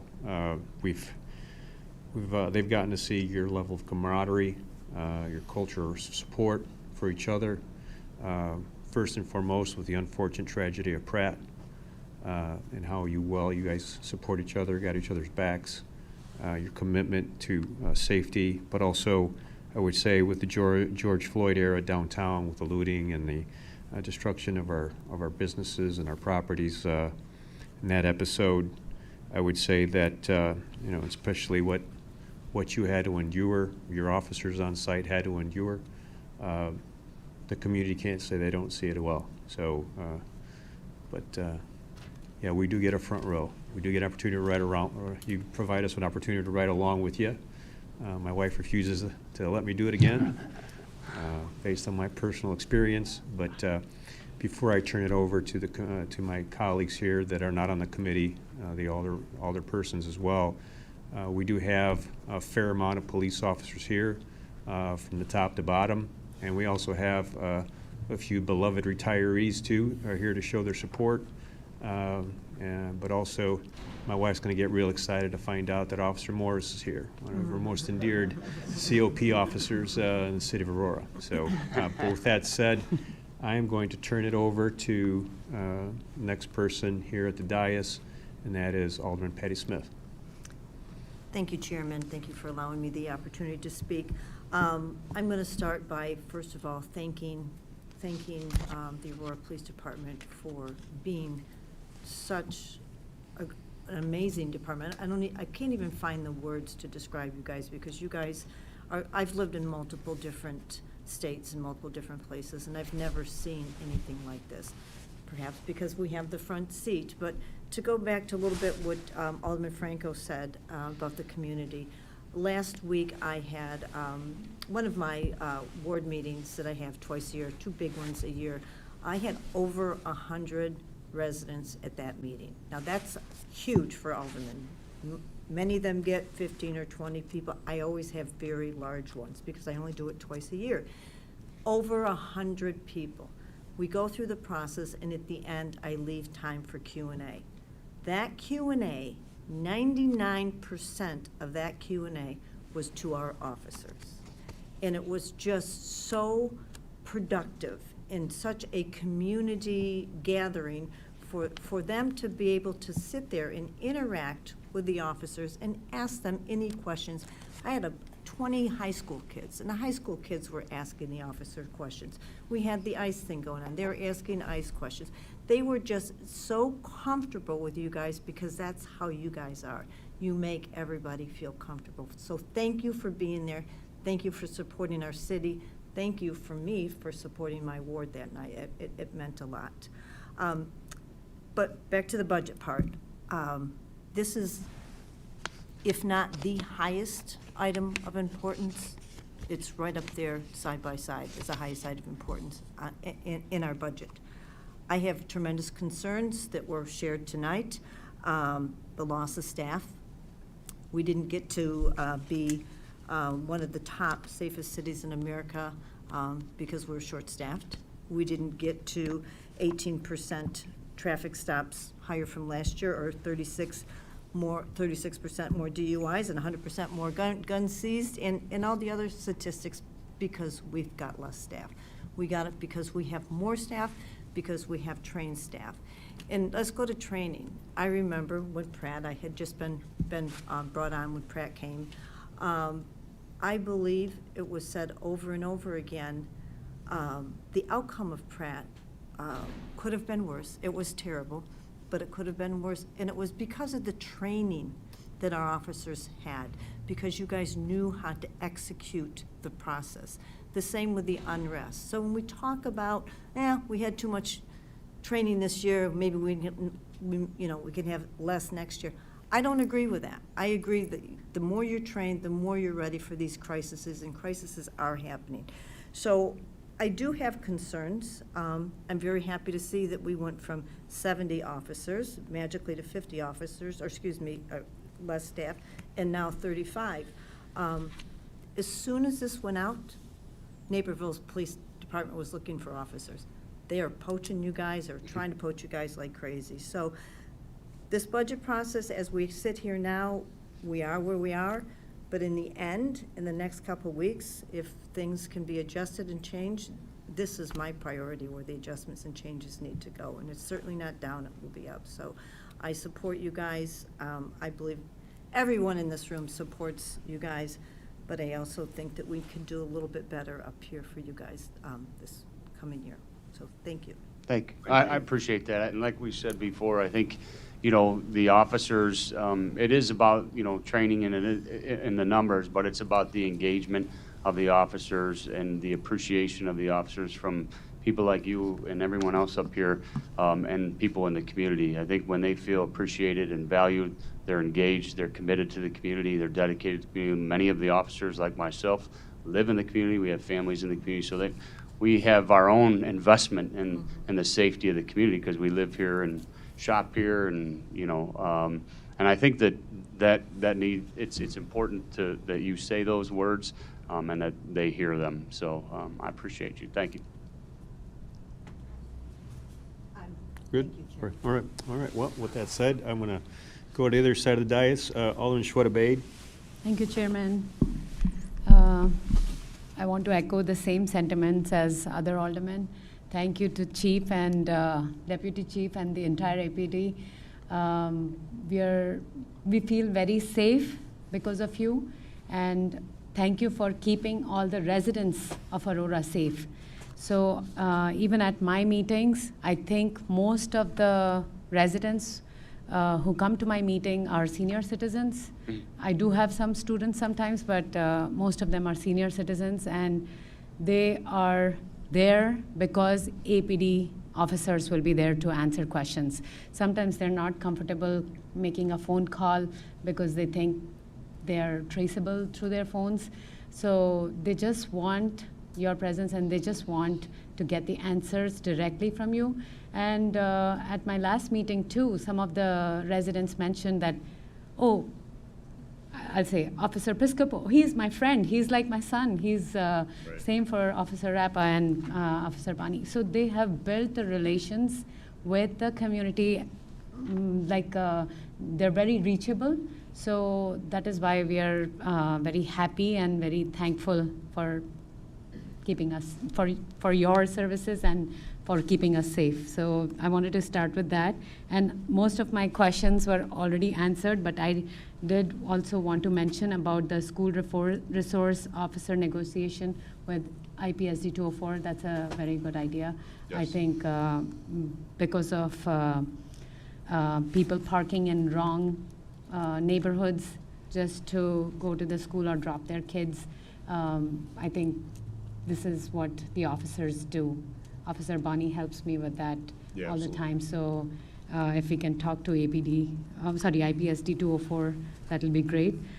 Cadet program was also a big concern. I don't know if we can apply for any local grants from state or from county to not make it slow, or some aldermen can pitch in and keep it at same level as Yeah, absolutely. it is current. You know, Mrs. Stagner is our grant writer in-house, and she's sharp as a tack, so I can assure you she's pursuing every funding available out there, and you know, we can work with Dr. Caputo to put that to correct use, so cadet program would be one of them. But we're not going to turn down Alderman Ward funds if you want to, if you're offering.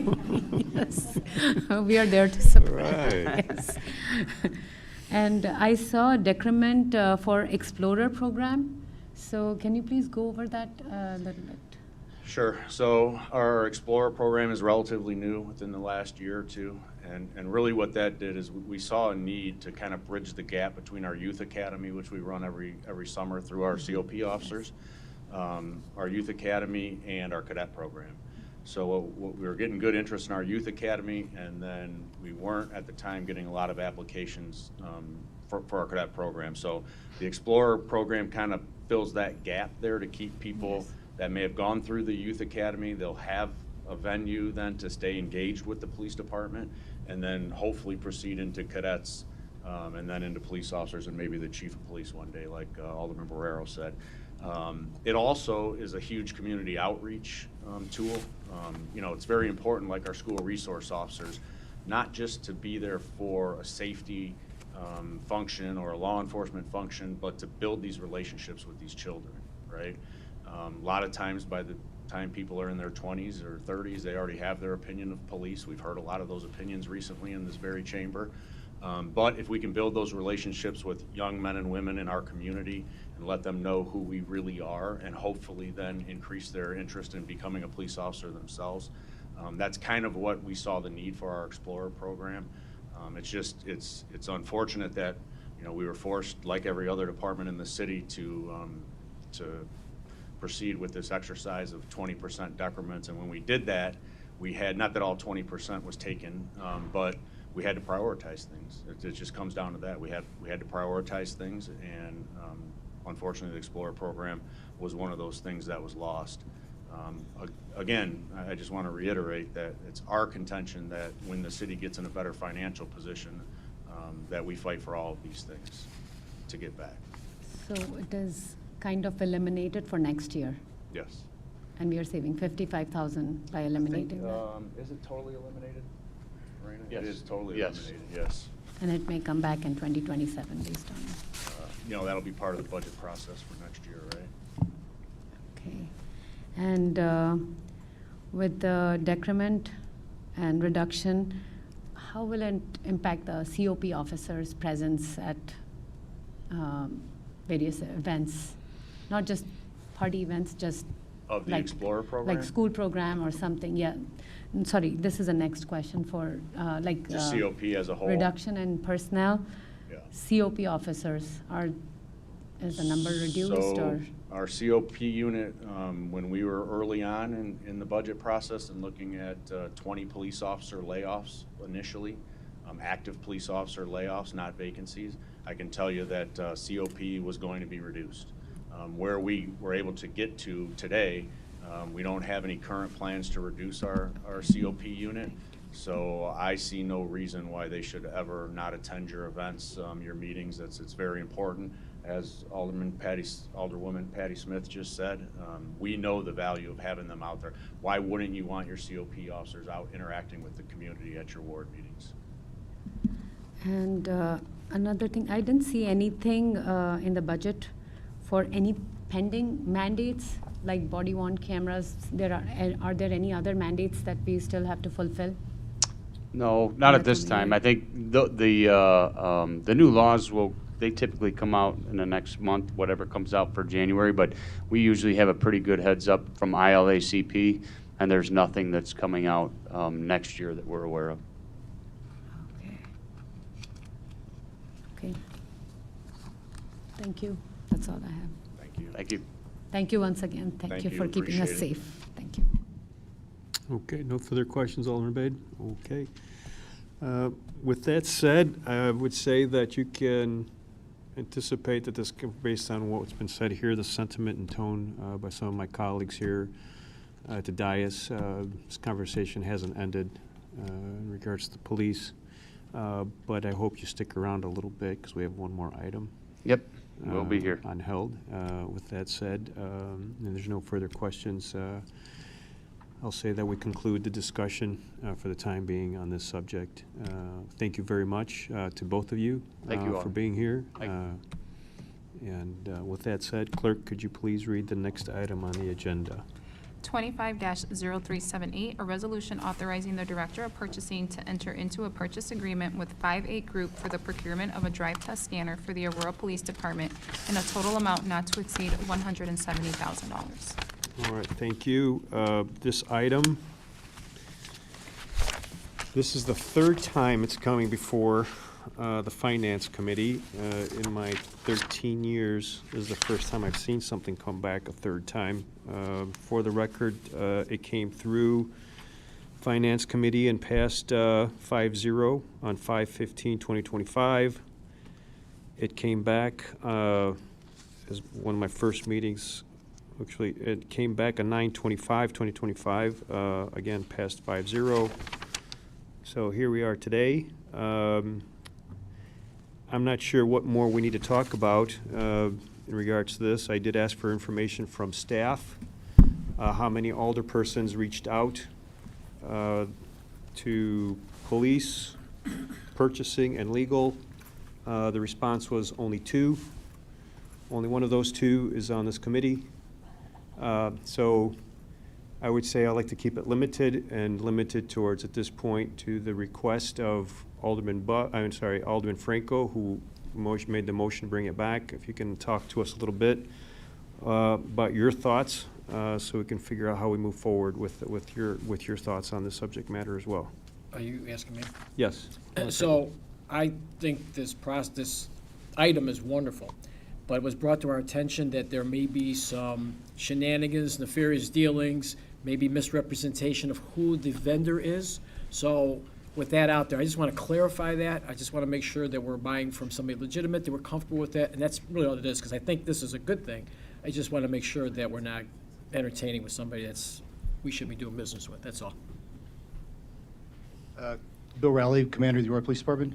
To speak to that specific concern, what I would like to share again is part of the procurement process for the city requires that someone like me or someone at the police department who identifies a need for whether it's a piece of technology or training or some other service that's supplied by a vendor, our job is to first identify the need and locate potential vendors that could fill that need.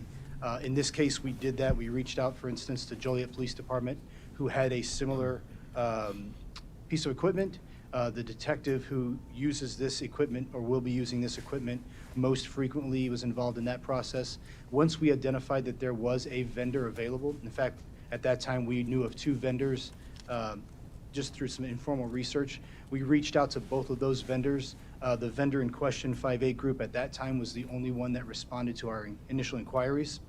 That vendor at that time provided a sole source letter, and that sole source letter was not for the piece of equipment itself, but for its total scope of work, which included the equipment, training, various certifications, on-site delivery, a total scope of work, and that was the pretense under which that vendor supplied that sole source letter. We brought that to Finance Committee and then subsequently to Committee of the Whole in the spring, and after some discussion at that time, I was made aware at that time that there was some concerns over something about the vendor that may or may not have precluded him from being a valid vendor for the city. So in the spirit of full transparency, I offered to take it back to a formal RFQ through the purchasing division, and that was accomplished. Once again, this was put out, and 5-8 Group was the lowest responsible bidder, and then we brought it back through again. What I can tell you is that's the process that we followed then, and it's the process that we always follow anytime we're looking for a vendor to supply a piece of equipment or a service or something like that. Our job, and at that time my job specifically, was to make sure that we followed the purchasing rules that have been set up by the city. I communicated with Jolene Coulter, and I let her know what our ask was here, and I followed her guidelines as she understood them from the city rules. I don't know if this person is a good person or a bad person, if they pay their taxes, if they, I don't know what their political affiliation is, and I would be frank with the Finance Committee, I don't have an interest in that. If the person is a responsible bidder per the purchasing policies of the city, then if that's person selected, that's the person that I would endorse for the product, or the vendor that I would endorse for the product. If there is something about a vendor that would make them an unresponsible bidder for that product, I rely on the guidance of purchasing to make those determinations. For example, if the person owes money to the city, if they reneged on prior deals with the city, or if there was some other fiduciary thing that they failed to complete and made them ineligible, then purchasing would let me know that that's not a viable candidate, and I would move on. In this case, none of those things came back. As I understood it, the vendor passed all the checks that were put in place at the city purchasing level, and we've moved forward. Once again, if we're looking to buy paper clips, we don't look to see if the company that makes paper clips also, doesn't recycle or is involved in something that I would personally think is improper. We go for the lowest responsible bidder by the city's guidelines. So that's where we are today. Right. And I don't know if Jolene is available. I don't know if she has more to add to this. I see she's available in the galley. That's it. I just want to make sure that Alderman Franco is satisfied with the response, and he's ready to vote. 'Cause I want to keep pounding something into the ground here. It's the third time here to the committee. Right. The city council supported him in bringing it back to finance. I mean, I would have said we keep it there, or we brought it back to COW, but it came here, so. So I guess for me, if you're comfortable, based on what you know, if Jolene's comfortable with what she knows, then I'm good. I just wanted to make sure, when you get new information, you just don't want to just rush ahead and then, oh, shoot, maybe we should have looked at that. So as of now, if you're good with it, then I'm good with it. I just wanted to make sure, because there was no urgency to get it done on that day, so it was not time critical, but I just wanted to make sure that there's a comfort level. And if there is, we trust the police. We just told you how much we think you guys are great. So that's all I wanted to hear. That was all. Yeah. Sure, and I appreciate that kind of no oversight. problem. That's all I had. Thank you. Okay, all right. Chairman? Dan, I know you're trying to I get short out. leash here on this one. Okay. We can't keep pounding a dead horse here. I just want to get my mind around this, okay? So we're talking nationwide. This is the only product, and there's only one or two potential vendors nationwide for this. That I'm trying to get my mind around that. Sure. And again, this might be something that Jolene may be able to give more authority to, but we put a request out nationally, and these were this was the lowest responsible vendor. Jolene Coulter, Director of Purchasing. We did this through OpenGov. We used the contacts that APD had provided us for LexisNexis, this 5-8 group, and we looked out. We Google searched. I mean, we did the Google search and tried to find other vendors that could provide similar services. Yeah, does that answer your question? Yeah, I'm still trying to. Okay, well, I understand, recommend but- this. I mean, I made a statement here earlier. Only 2 alderpersons reached out to any of the 3 groups at least once. I was one of them. To bring it back to this committee without having also opportunity to reach out and speak to staff, which they avail themselves all the time. Again, I respect the city council's decision to send it back here. We have no choice. But I think it's ready to move forward to a vote. and we can continue asking questions if anybody has concerns towards city council, COW meeting, but I'd really love to see this go back to city council. I would not like, I mean, I don't know what the value is to go back to COW. Can we do that? Do we have to make a motion in regards to sending it back to city council if it's voted in an affirmative? Chairman, can I just make one comment in response to Alderman Barrero's point? The purchasing division does an excellent job in trying to solicit quotations, bids, so on and so forth. In the end, though, there's only so much control that they have. They can only deal with the people that come to the table that submit bids and so on and so forth. So I don't think there's anything deficient in what they've done to bring us to this point. The bids were what they were, and I think Commander's kind of spoken to that as well. Yeah. Is Patrick still here, Mr. Collins, Patrick Collins? Can you just verify real quick that if we vote this in affirmative, it goes back to city council, or do we have to make a motion as well onto this resolution? Good afternoon, Patrick Collins, Assistant Corporation Counsel. I would recommend that it would go to COW, then it has the opportunity to go on the consent agenda. If it goes direct to council, it would go to the 25th, I believe. Then it would go as new business, and you would need a motion in order to be able. Okay. Well, the only reason I asked for it is because this is like, this is the third time through here, right? It just seems like we're slowing this down. If it passes here, we're going to continue slowing this down. It's been a while since the 5th of this year. It wouldn't be up for final approval till the 25th anyways. Okay. The next city council meeting would be the 25th. COW is on the 18th. All right. Okay, so with that said, do I have a motion to move this forward? Motion to approve. I have a motion from Alderman Carl Franco. Do I have a second?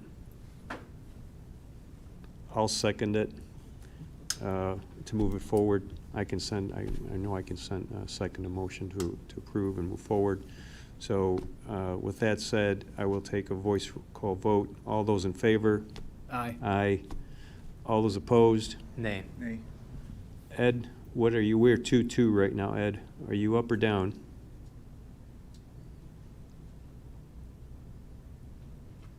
We can't hear you, Ed. A yes for sending it back to COW.